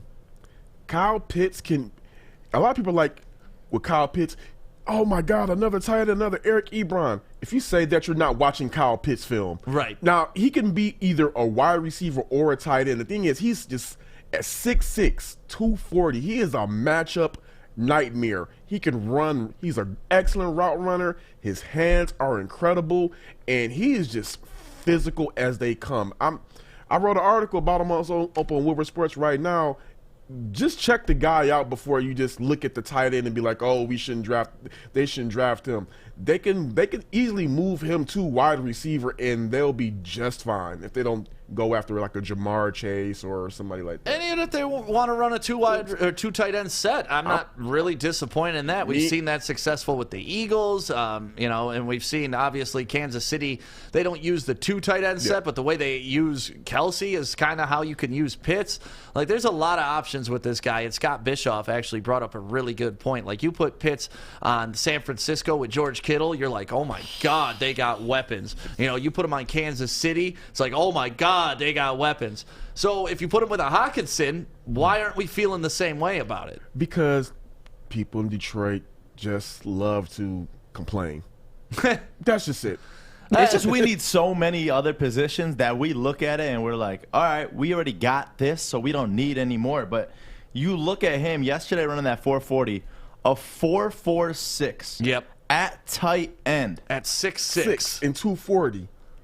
It's like Calvin Johnson. Literally. A little bit taller than Calvin Johnson. So, I mean, I'm telling you, if they talking ourselves into this, aren't we, guys? No, look, I don't think he lasts that long. I think he's gone before 7. Really? I do. I just said if he falls to the Lions at 7, it's hard to pass up on that. I'm sorry. Man, I put out a tweet yesterday asking people who they would want to draft. It was, Waddle, Chase, Pitts, or a quarterback. And Jamar Chase is who most Lions fans want right now. I don't understand why. I mean, I can take that back. I understand why, but I would go to Pitts route before I go Jamar Chase if they're going to pick somebody to catch the ball. Well, we're 37 days away from the NFL draft. 37 days away. I cannot wait for it. And also got to give a shout out to Grow Green at growgreenmi.com. Go there today. And if you stop by their store in Whitmore Lake or give them a call, always make sure you mention Woodward Sports, because then they're going to hook you up with an awesome Grow Green t-shirt or some other swag that they got. And it's a beautiful store. They got everything that you could possibly need out there. And if you don't feel like going to the store, $50 flat rate shipping will get you anything that you need anywhere in the state. And don't forget, this Friday from 1 to 5 p.m., they are doing a clone exchange. So if you're a local grower and you want to get some new strands in your garden, you can bring a couple and trade them with people out at Grow Green. Some trusted growers will be there. So make sure you go to growgreenmi.com today and mention Woodward Sports at your checkout. Let's take a quick break. When we come back, a new lion apologizes to another new lion. You guys hear about this? I believe I know where you're going with this. You should. And we'll talk about it next on Woodward Sports. Welcome to Crumble Cookies. It is Joey from Woodward Sports, and this is my new favorite spot where I like to spend my time because they have the best cookies I've ever had in my entire life, and you won't regret coming here and trying them. Located off of Rochester Road, right next to the Imagine Theaters in Rochester Hills, it's Crumble Cookies. Come try these delicious cookies. They even got their own app. They got curbside pickup. They got delivery. You won't regret it. Just come try for yourself. You'll thank me later. I promise.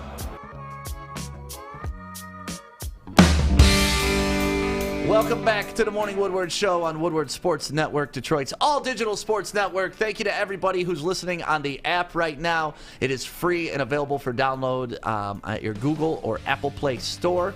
So thank you guys for all downloading the app and giving us those great reviews. It means so much to us.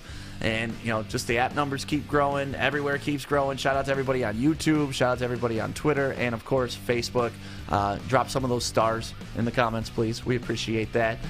And so, Detroit Lions. We signed, obviously, Jared Goff. We brought him in. And when he left L.A. and they brought in Stafford, Brockers said that it's a level up when they brought in Stafford over Goff.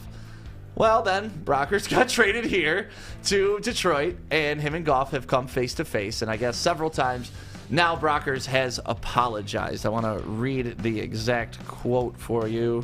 Because I'm happy this came out, because at first I was like, did he really mean this? I mean, you can't really say that he didn't mean it because he said what he said. Right. But the angle of what he said.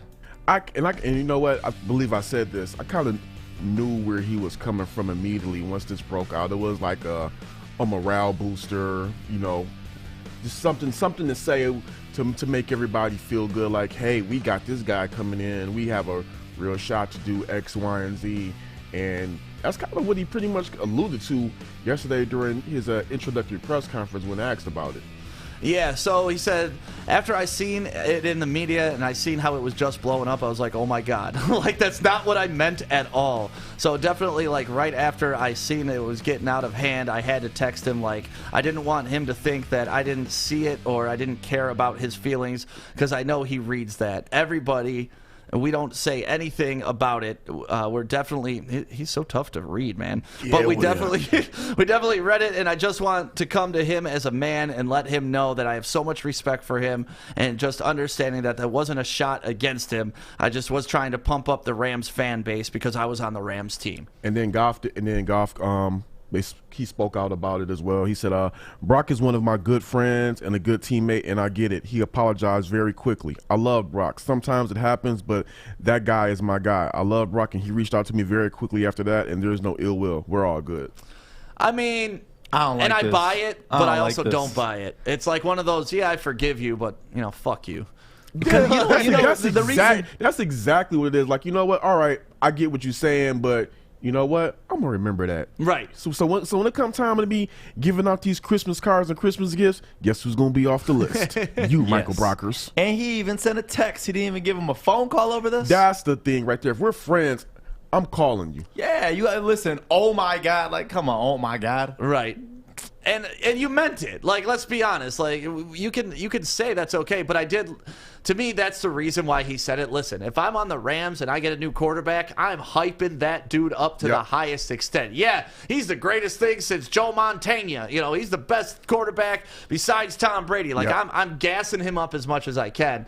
It just so happens that it kind of bit him in the ass. Now he's in Detroit, and the guy he was gassing up is the guy we got rid of, and the guy he was kind of shoving down is now his quarterback. So again, I think Goff is man enough to oversee this or like to look past this, but at the same time, he ain't forgetting it. Hey, good thing they don't play on. Good thing that Brockers isn't a wide receiver, because guess who wouldn't be getting no pass thrown his way? Yeah, he's lucky. He is lucky on that end. Or he'd be getting passes, but it'd always be to get lit up by the safety. Throwing across the middle. Yeah, just leading him all the time. Oh, my bad. Why did you catch that? Hey, you should have leveled up and caught that. Or you just look at him and say, "Oh my God, are you okay?" Yeah, right. You run over to him. Oh, here, help me. Let me level up. Come on. Like just toasting him the whole time. But it's good to see that these guys, you know, are already being men about the situation, bringing it to the forefront. Like, yes, I said this. No, I didn't mean it. Goff can move on. We can all hug it out and be happy, right? Hopefully. It should be. It's one of those, like you said, it's one of those things you don't forget, but it shouldn't be something to harp over. Right. Man, if I meet either of them, first thing I'm talking about is this right here. For real? Heck yeah, especially Brock. That's what I want to go after. See what he really meant out of this one, because I'm not buying it. Or like after week 8 when the Lions are sitting like 2-6, if that, God forbid, that happens, you're at a press conference and you ask Brockers, like, so do you think we need to level up at quarterback or something like that? You just keep pounding that stat over to him. I mean, you know, all athletes, I don't say all athletes, but a lot of athletes do say some stuff publicly.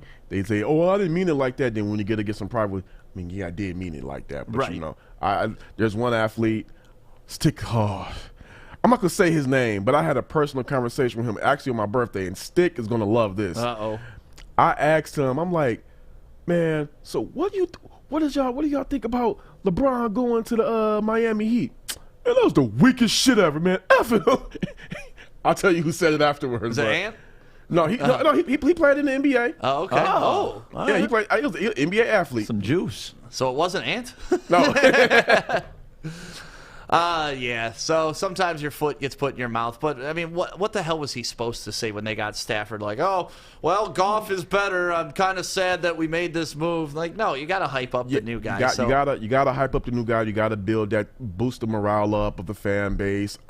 Reassure them that everything is going to be okay, that, hey, this is the guy. And then also, too, you got to sell it. Again, they traded a quarterback who took them to a Super Bowl for a quarterback who's never won a playoff game. So you got to at least make it – I don't know what Goff's, what the fan base is like around Goff out in L.A. We're here in Detroit, but I'm assuming they didn't give a shit, to be honest with you. Like, first of all, it's L.A. Like, they don't care about football they out there. Honestly, don't. They It's have two teams. One of them went deep into the playoffs, and they hardly ever sold out games. And they got a new, beautiful stadium. Like, it's just from what I'm told, L.A. is just strictly Hollywood and Lakers. Like, USC is their football team. Yeah. Fake ass people out in LA. That's it. Well, honestly, that nobody's from LA. First of all, like everybody goes there to try to be a star, and then they realize they're not. Then they leave, and then the next batch that's comes one of my in. favorite things to see in Detroit too. Like, I'm leaving Michigan.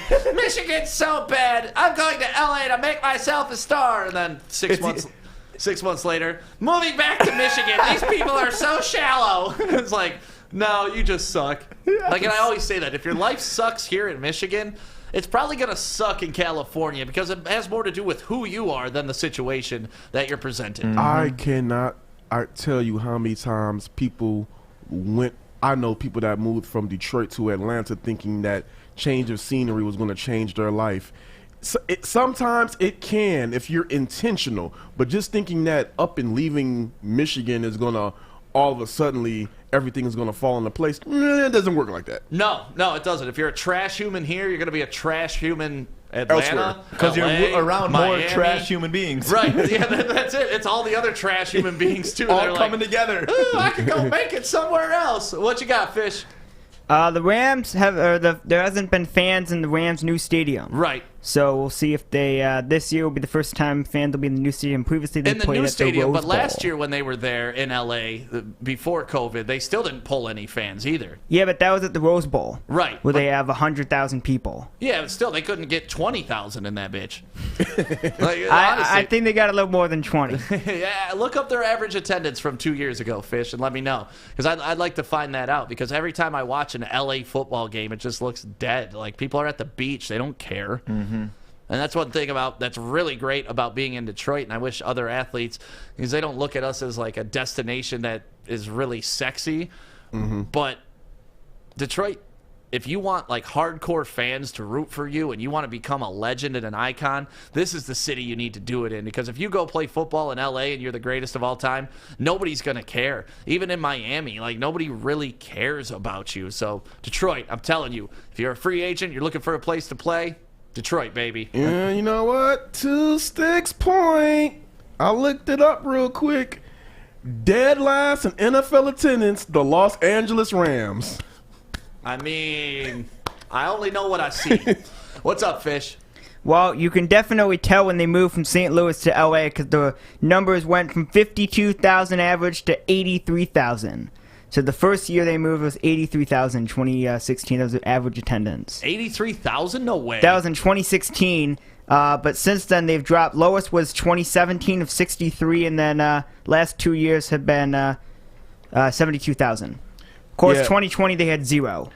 They've since moving to being the LA Rams, they've either been dead last or 31st in attendance. Because nobody cares about you.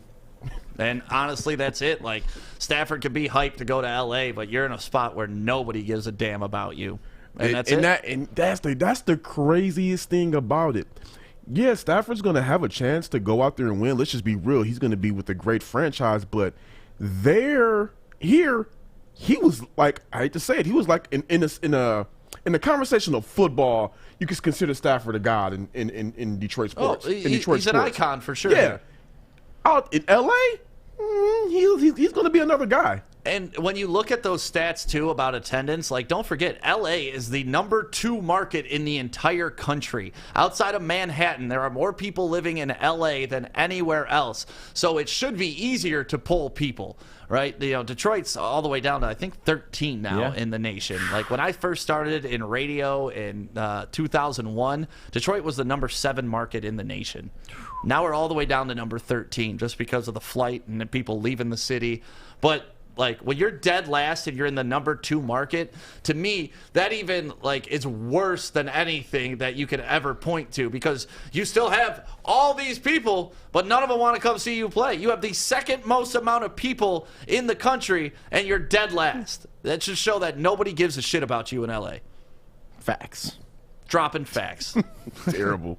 Let's do this. Let's take a quick break. When we come back, it is time for Joey's news. You like how I said that, Joey? Yes. All right. It's time. It's time. I mean, we're inside Grow Green right now, and they have everything. I'm talking, you got your active air fans, you got your big lights over there, big pots, little pots, and Joey, what are you doing right now? Get some sun. That's not what those lights are for. Feels nice.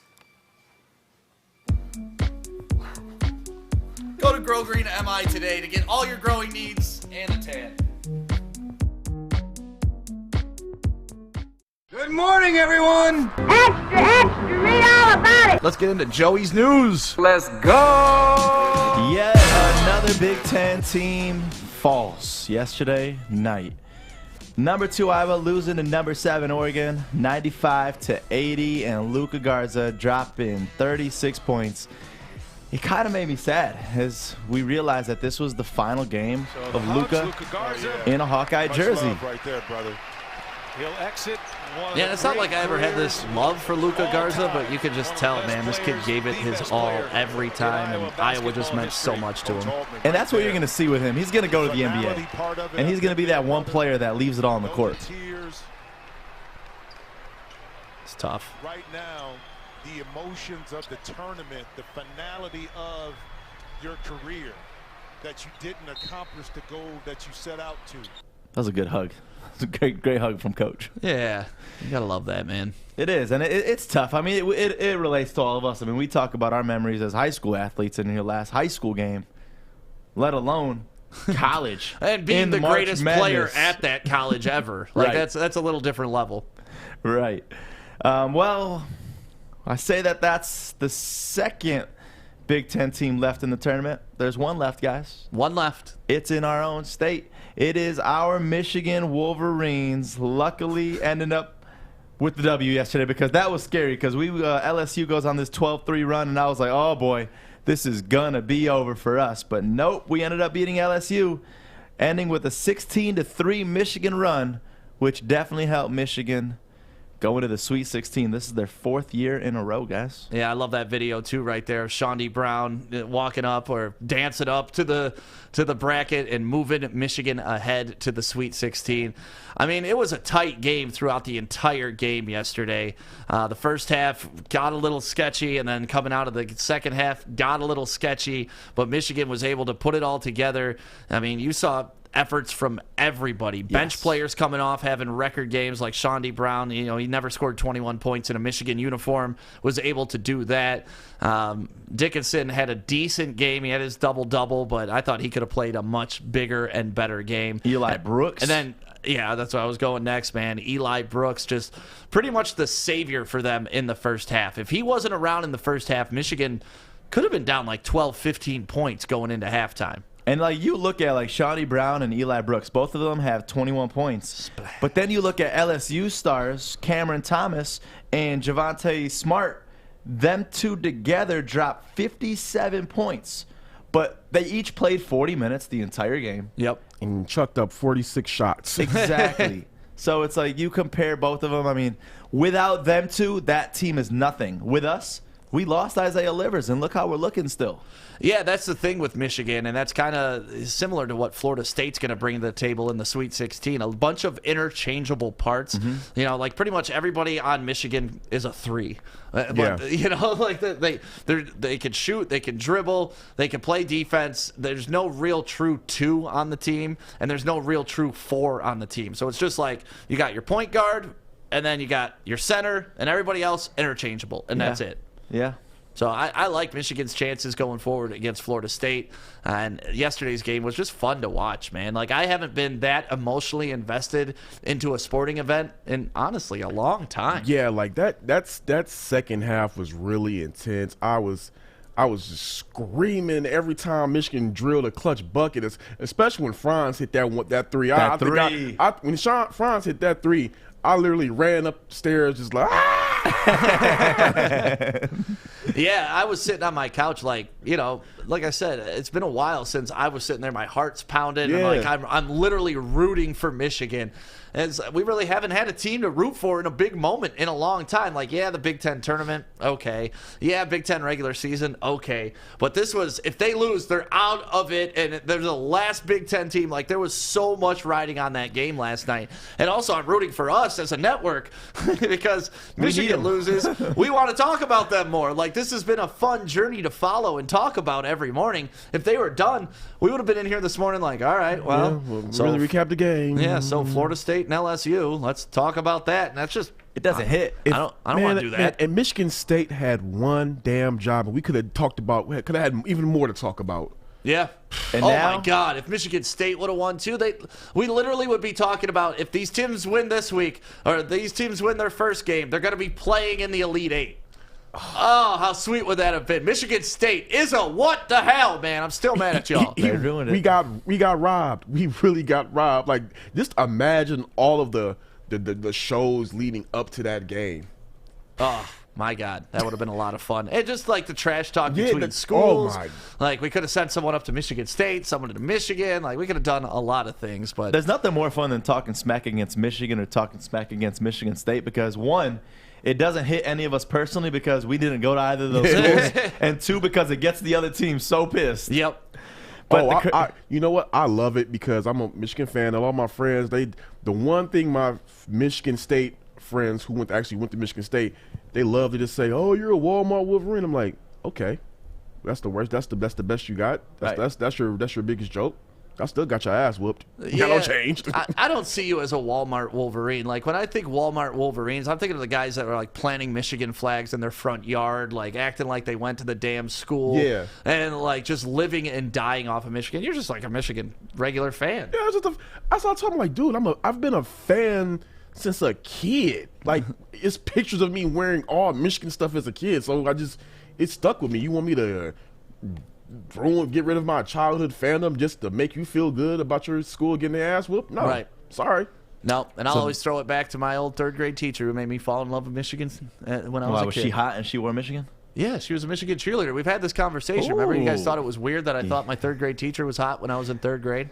I didn't hear the cheerleader aspect. I didn't. Yeah, you didn't say that. I don't think. Really? Yeah, you never mentioned Yeah, I the said cheerleader. that's why she taught us the fight song and stuff. Like, that's why you left that part out. You left that part out. You were just talking about your hot teacher. Yeah. Yeah, ex-Michigan Now it cheerleader makes teacher sense. who taught us the fight song in third grade, Miss Silva or Miss Heath. She changed her name. I'm not sure which way it went. I think she started out as Miss Heath and went to Miss Silva. You don't like that? You don't like calling her new name? No, but then you guys thought it was weird. You guys like thought that it was maiden weird. name only. You thought it was weird that I went to her wedding. That's what was really weird. Remember? I mean, I love how you keep saying remember. He left all this part out of the story. No, you thought it was weird that I went to her wedding in third grade. It is kind of weird for you to invite your. Well, in this day and age, let me preface that. In this day and age, it's weird. Probably. Yeah, everything is. Everything is. Everything is. Next episode. But the next game for Michigan is going to be Sunday, 5 o'clock, taking on number 4 Florida State. So we got a couple-day break, but I like this because maybe Isaiah Livers. Actually, do we even want Isaiah Livers back? Yes. Of course we do. If he's healthy and he can play, yes. Yeah. That's the rumor I'm hearing, too, is that he will be ready for the Sweet 16. And obviously, if you give him 6 days rest like they have right now between games,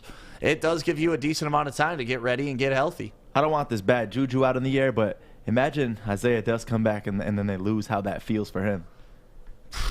That's got to be the worst feeling ever. But hopefully we do get him back because we know he is the star of our Michigan basketball team. Yep. But good job to the rest of them for holding us this far, getting us to the Sweet 16 for the 4th straight year. And on to the NBA, the Houston Rockets finally won a basketball game, 117-99 over the Toronto Raptors, and John Wall dropping a triple-double and dropping this 360 layup. That was beautiful, man. A little extra. Like, does this really help on that play? Oh, yeah. He avoids the defender, avoids the contact. I mean, literally, it's the only move he can. Yeah, that was nasty. What do you do, like, if you're the defender? Damn, Pascal. Yeah, me after that, I'm passing out because I'm dizzy and we should try to do a 360 and then try to do anything after that. Oh, it's so hard. The athleticism behind that, the body control, and to be able to put the ball up into the rim and on, like, I don't know. That was great. Yeah. Absolutely great. It was. And we go to the last local story I got. Michigan high school basketball playoffs for basketball are beginning finally. The basketball playoffs for basketball are beginning? Did I just say that? Yeah. The basketball playoffs for high school basketball begin. And the Department of Redundancy department? I'm excited, but I'm sad for one team. There are some COVID issues with West Bloomfield. Yeah. And they unfortunately are dropping out due to contact tracing. Yeah, and we've seen this with a couple teams. Like I said, I called the public school league championship between King and Pershing on Sunday, I believe it was, and we had to cancel the girls public league championship because of COVID. Dang. So, and I know other teams like a St. Mary's, they didn't even play in the Catholic League tournament because they wanted to make sure that they were all quarantined and all safe for the state playoffs. Which is smart. Yeah, so they tapped out of the Catholic League tournament, though, which, it kind of sucks. You're not going to win your league, but as long as you're going into the state playoffs healthy and you're keeping this contact tracing and you're keeping all your team ready to play, that's the most important thing right now. I feel like in high school basketball as opposed to college where they play their division, it's a little bit different because in your division, you win it, you get into the tournament. Right. Whereas high school basketball, I feel like they already know who's where and what, Yeah, and I mean, St. Mary's was going to make the tournament anyways, and I think that like 95% of schools make the state tournament. I think every school makes the state tournament. I wonder anyways. this year if they did it differently. I don't know, but I know St. Mary's, there's a game in their district that was supposed to take place today. Is that still happening, Alex? No, I think one of them got canceled. One of them already got... Well, probably the West Bloomfield game. Oh, yeah, it was West Bloomfield. Okay, yeah, because West Bloomfield's in St. Mary's district, so they were playing in Bloomfield Hills. You raising your hand, Fish, or stretching? I'm stretching. Oh, okay. I do want to clear up one thing. I made a error when we were talking about the NFL attendance. So when the Rams went out to Los Angeles, they were in the lower 20s. When they started out before 2018, they were in the 20s. The team that was dead last is the Chargers. Yeah. Okay. They were the dead last team. So until when the Rams started winning, they started creeping back up into the top 10. Okay. Yeah. Even that attendance is false because if you watch Charger games, 99% of the fans are the opposing team. It's the funniest thing ever. So even the 32,000 are not Charger fans. They're actually the opposing team. And honestly, that's funniest thing ever. And it's kind of going to be how it's going to be in Vegas too. Like, how many away teams or fans are going to be like, "Oh, I want to go see an away game. Where are we going, boys? Vegas? Let's go to Vegas." That stadium looks sick too. Oh, beautiful, man. Yeah, if the Lions play in Vegas, we're all going, like, for sure. Please. Yeah, that'd be fun. We'll call American Coney Island, go down to the D Casino. Heck we yeah. can broadcast from there and get some Conies. We can do our Coney review down there, Joey. We're not missing a beat out there. That'd be so much fun. Hold on, when do they play the Raiders? Not this year. Damn. Yeah. Maybe next year? Hopefully next year. Hey, listen, this is the perfect time to learn a trade and start a new career, guys. Learn more about the Northwestern Tech 10.5-month hands-on HVAC program. Online, you can learn more right now at northwesterntech.edu. It's Northwestern Tech, the HVAC school that works. And we're going to take a quick break, but when we come back, some opening day news, which... Allegedly, we do not like. Yeah, allegedly, we do not love. And we'll talk about that next. Uh-oh, Kory, did you see something on your phone? No, you just broke my heart. Oh, okay. We'll talk about that next on the Woodward Sports Network. Hey, it's Joey from Woodward Sports, and I am here in downtown Fayette at Bridge Street Exchange. This place has so many amazing things for guys. And ladies, this is the hidden spot that you got to come check out. I'm talking thorough good boots, best boots ever. They have barware. They got the Stormy Cromer hats. They got Carhartt hats, a huge Carhartt selection. They even got Snoop Dogg underwear. So go check them out, bridgestreetexchange.com, and use the code word WSN for 15% off. Welcome back to the Woodward Sports Network. Thank you guys for waking up with us every morning and dropping your comments on Facebook, YouTube, Twitter, Instagram, all that good stuff. Thank you for being a part of our mornings, and thank you for letting us be a part of yours. So, like 2 weeks ago, there was about 1,000 people who are going to be allowed in Comerica Park. Then last week, they upped it to 20%, so they're looking at 8,000 people at Comerica Park for opening day. But Joey, yesterday you got a call from a friend of yours. We don't want to reveal the source, But yeah, we don't want to reveal the source on this, but it's a source that has been connected locally with a lot of teams and organizations, and she does a lot of events, and one of the big events obviously coming up is opening day, and she had a couple events booked, and she told me that she got a call from her manager saying that there's some rumor going around there that there might no longer be fans at sporting events in Detroit, in Michigan. In Michigan. And all this obviously does come allegedly from what we're hearing. But there's been a lot of talk lately about numbers spiking in Michigan, and it's been something we've been talking about that we've just been scared of, because opening day is by far all of our favorite event of the year. And just sporting events, we see fans coming back to sporting events and percentages slightly increasing, a little bit here, a little bit more, and we're so thankful. Right now we're currently at 750 fans allowed at Little Caesars Arena, and it's amazing. Yeah, it's better than nothing. It's not amazing. It's better than nothing. It's horrible. It's better than nothing. Amazing is a tough term to use for that. But, yeah, I hope they make this decision soon and don't wait till the day of or the week of, because that screws with not only a lot of people's plans, but like the bars that are planning on being open, the bartenders that are planning on working and making some good money that day. It's just the trickle-down effect when you shut down an opening day in Detroit is like, it's almost immeasurable. If they're going to do it, they need to do it, honestly, no later than tomorrow. Right. If we see the numbers going up, just pull the band. Just go ahead and pull the Band-Aid off now, because the longer they wait, the more it's gonna be an epic blowback where people may just honestly get defiant. Yeah, but what does that mean? They just go to opening day anyways and karaoke or carpool? You never know. It's Detroit. You never know. People might just go ahead and just start doing all kind of stuff downtown. I'm going to be real. Let's look at history right now, from a year ago today to where we are right now. COVID last year started officially around March 13th. Yeah. It was pretty much right this time. Yeah. I remember it was Friday, March 13th. That was the first bar gig that I had that got canceled. So you look at opening day usually around the 1st of April. That's a couple weeks into COVID, so a lot of us were uncertain. We didn't know what was going on, so nobody took risks at going downtown and having that party, even St. Patrick's Day. Yep. But this year's different. I feel like this year, unless you tell us right now, because we're in the middle of even planning opening day events and whatnot, if you tell us such last minute, I don't care. I'm still going and living life. If they don't shut this down right now, people are going to be like, screw it. I'm going down there still.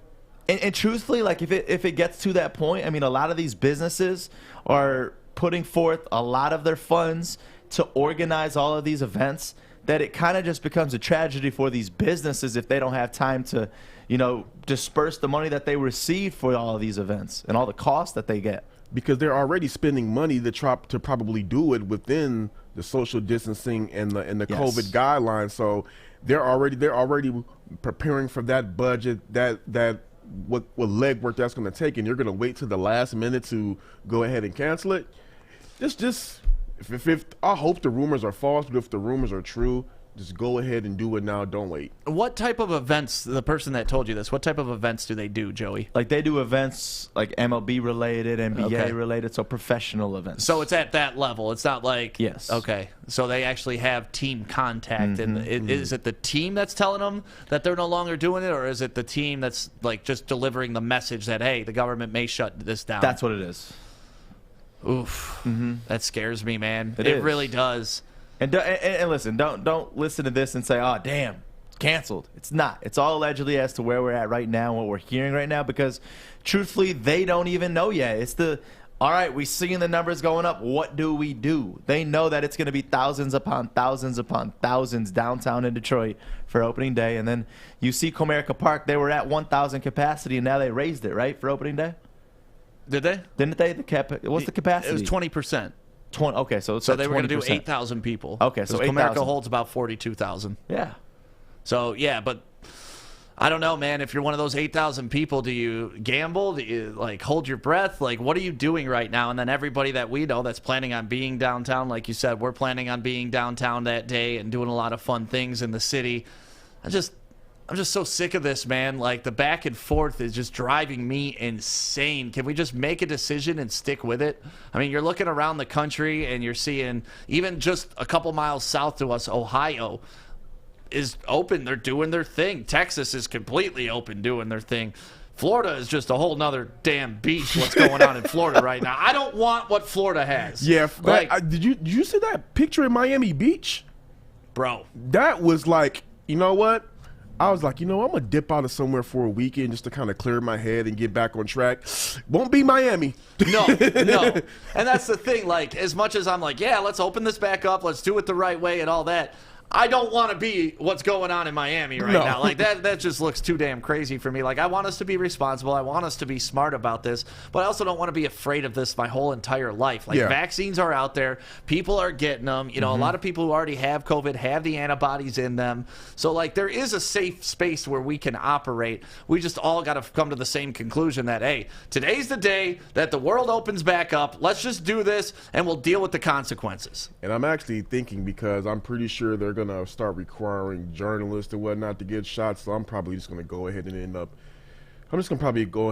getting it just to taking one for the team, Kory. Yeah, I mean, I don't want to be. I would rather be proactive than reactive, because I don't want to get in a spot where they're like, hey, to come inside of our arena or whatnot, or to be in a reporter pool, you got to show your vaccine card or something like that, and then boom, I don't have it. So now I got to go ahead and wait weeks and weeks and weeks to get a freaking appointment to get the shot. So, yeah. I do think it's going to get to that point. I think it's going to get to the point where they do that. They even, as far as going on a flight to go out of town, I feel like it'll even go there. It's definitely going to get to that. I think you have to be vaccinated to go international on Delta flights. It's gonna be weird. So that's why I think I have the antibodies. I got to go get that test so I don't have to get the COVID shot. Oh, you don't have to if you have the antibodies? Yeah. Really? That's what the COVID shot is. It's giving you the antibodies for it. Yeah, that's essentially what the flu shot is too. Right. It offsets it. The way they come up with the flu shot is whatever flu is in China, they project that that's going to make its way over here at this specific time. So they take whatever's servicing them over there and try to pump it into us before it reaches us, so we have the immunities before it gets here. And that's exactly what they're doing with the COVID stuff too. So if you have the antibodies, if you already have COVID and stuff like that, go get your antibody test. It's through your blood, and they'll let you know, hey, you're good. COVID can't attack you because your body's, can get back at it. I love when you walk into a place and they're like taking your temperature. All right, cool. So I don't got COVID. I'm straight. Right. Temperature good. No COVID. Let's take a quick break. When we come back, it's that time of the morning where we get to Fish's Facts. We'll do that next on Woodward Sports. I'm looking to bring on another HVAC tech right now. We are recruiting 5 to 10 techs a month. We're looking to grow and expand. Every new tech we hire is from Northwestern Tech. The hands-on training is fantastic. They're always my first call. We love hiring Northwestern Tech grads. They come out trained and ready to work. Our program is only 10.5 months, and our next classes are starting soon. So why wait? I'm looking to hire a graduate of Northwestern Tech. Northwestern Tech. Northwestern Tech. Northwestern Tech. Is it time? Yeah, it is. Fish! Go fish. Fish Facts. It's fish! And it is Mr. Fish. He comes on every morning at 9:50. He sits in that sound booth all morning, and then he comes here and shares us some lovely facts. Fish, give us a couple facts for today. What are we missing out on? It's nice to get out of the water a few times a day. We start with rugby from Sunday, Saturday night in America, Sunday in New Zealand. This guy broke my heart. Richie Moala became a player to break his own record. He got 28 points in a Super Rugby Aotearoa match. He got 28 points. He got 4 conversions, 5 penalties, and 1 try. Try is a touchdown. Look at that dude's leg. Look how strong that dude's leg is. And on top of that, he beat the Blues team. Blues got 27 points. So he beat him by himself? He beat him by himself. You love when that happens. The team got 43, by the way. Broke my heart. I was devastated. We moved to basketball, where Luke Kennard, former Piston, one of us, used to be. Although Adam hated him. Luke Kennard got 20 points, 8 and 8 field goal, and he did pretty good in the 3-point as well. He's the first Clipper to put up 20-plus points and multiple threes on 100% shooting in the franchise history. Didn't he hit the game winner shot too? I thought he hit the game winner. They did the game winner. Well, that's good for him. That I don't know. I didn't see that. That's makes it up Joey's for it. boy, man. I didn't see that. Yeah. Yesterday, no, they ended up winning by 9. Oh, okay. Speaking of the Rockets, Joey brought it up. The Rockets won yesterday. Hooray for them. Not so good for the Raptors, however, who have lost 9 in a row. Ouch. It's better than losing 19 in a row. They're not looking very good. So, yeah, they got an 18-point loss to the Rockets. That's not good. They've lost 9 in a row. They're not looking too good right now, Rockets. No, I am Raptors. glad the Pistons didn't go after Fred VanVleet this offseason because that was one of the rumors of bringing him here as our point guard. I actually like Fred VanVleet. I do, Adam too. does not. All right, well, maybe I'll trust Adam on this He's good one. at the stats. Yeah, I don't mind him, but he's not somebody I want on the Pistons roster, especially for what they were going to have to pay him. Like, they were going to have to pay him elite point guard money, and he's not an elite point guard to that level. I like that. Good old John Wall, you touched on him. He got 19 points. He got 11 rebounds. He got 10 assists. He hit his first triple-double since 2016. Damn. That's a long time between triple-doubles. So that is 5 years. 5 years, yeah. That's a long time. That's kind of sad. That is crazy. He wasn't on the. He was he on the Wizards in 2016? Yeah, he'd have to be. Wow, time flies. Time does fly, Fish. All right, today is March 23rd. I always forget. I gotta look. March 23rd. We go to 1957, where Mr. Wilt Chamberlain, he got a MVP. But he didn't play in the championship game. Huh? Well, why? I don't know why. He just didn't play. They won in 3 overtimes. That's a score I love right there. 54-53 in 3 overtimes. That's Fish defensive basketball How right awesome there. is that? Yeah, you love. Why do you love low-scoring games so much? You know, that's a good question. I don't know. They just feel great to me. I'm not a big fan of these high-scoring games. Got it. All right. That doesn't mean I hate offense. I just would rather have low-scoring games. All right. Well, let's get into some bets, Fishy. We moved to Loyola Chicago. Yep. They had a proud moment over the weekend. They had another proud moment back in 1963 where they beat Cincinnati for their first title game, 60-58 in overtime. Nice. So they are looking pretty good. All right. You want to hear some awesome birthdays today? We got 2 to run through. Okay. Jason Kidd and Kyrie Irving. I like that. It is their birthday. And I always forget about this. You guys know where Kyrie Irving was born? Detroit? No. He was born in Melbourne, Australia. Oh, so that makes him your favorite player, right? Well, he doesn't play on the Australian national team, so I completely forgot he was even Australian. Yeah, well, he plays could on the if he ever US. doesn't play on the USA Olympic team, which is awesome. Good point, but I'm assuming he gave up his citizenship to play for America. All right, Fish, let's run through your bets real quick because we got to get to Joey's dumbass of the day. Of course, we're going with the Pistons, or the Red Wings, whoever plays today. Red Wings over Predators. That's easy. Hopefully the Red Wings win. And then Lakers Pelicans. I'm going Pelicans. I think the Pelicans smart bet. will win that game. With the -6, or are you just taking them straight up? I'll take them straight up. Okay, beautiful. So Lakers are not looking so good right now. I think they're going to make the playoffs. Nice. So if you want to put that bet on my bookie, go for it. Attaboy. Don't put them as a high seed. Put them as 6, 7, 8. Ooh, maybe they can go into that play-in game. Ooh, that'd be fun. Fish, looking forward to that. Well, thank you, Fish, for coming on with your facts and, of course, your bets of the day. It is now time for Joey's Dumbass of the Day. Now, to present the award, it is Joey. It is time. Dumbass of the day. Why would you do that? And the loser is...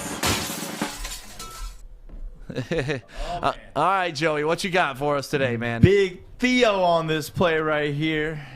I got 2 actually, so I need you guys to tell me which one's more the dumbass. All right. So look at Theo on this breakaway right here. My man just had this play. Derp. Oh, just 1. Derp. 2. Wait for it though, because he screws up again.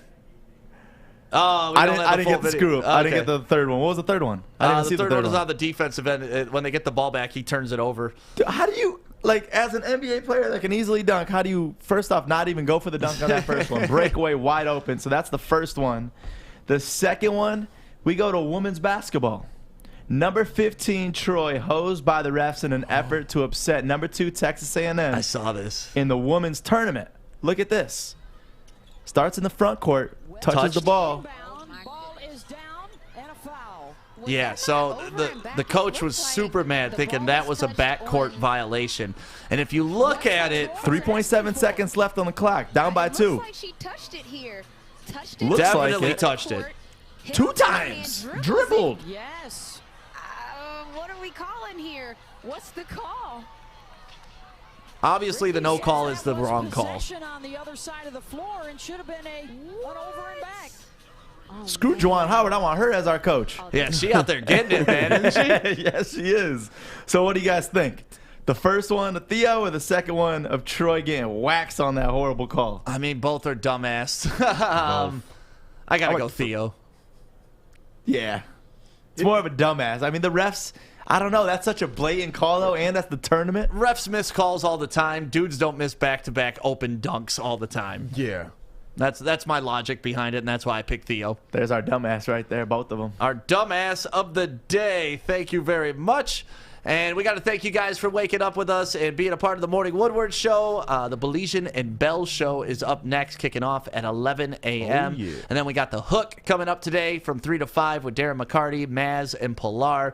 So thank you guys so much for being a part of Woodward Sports. Make sure you're sharing, make sure you're liking, and make sure you're spreading the word. We appreciate you. Have a great Tuesday. We'll be back on tomorrow morning, 8 a.m. right here on Woodward.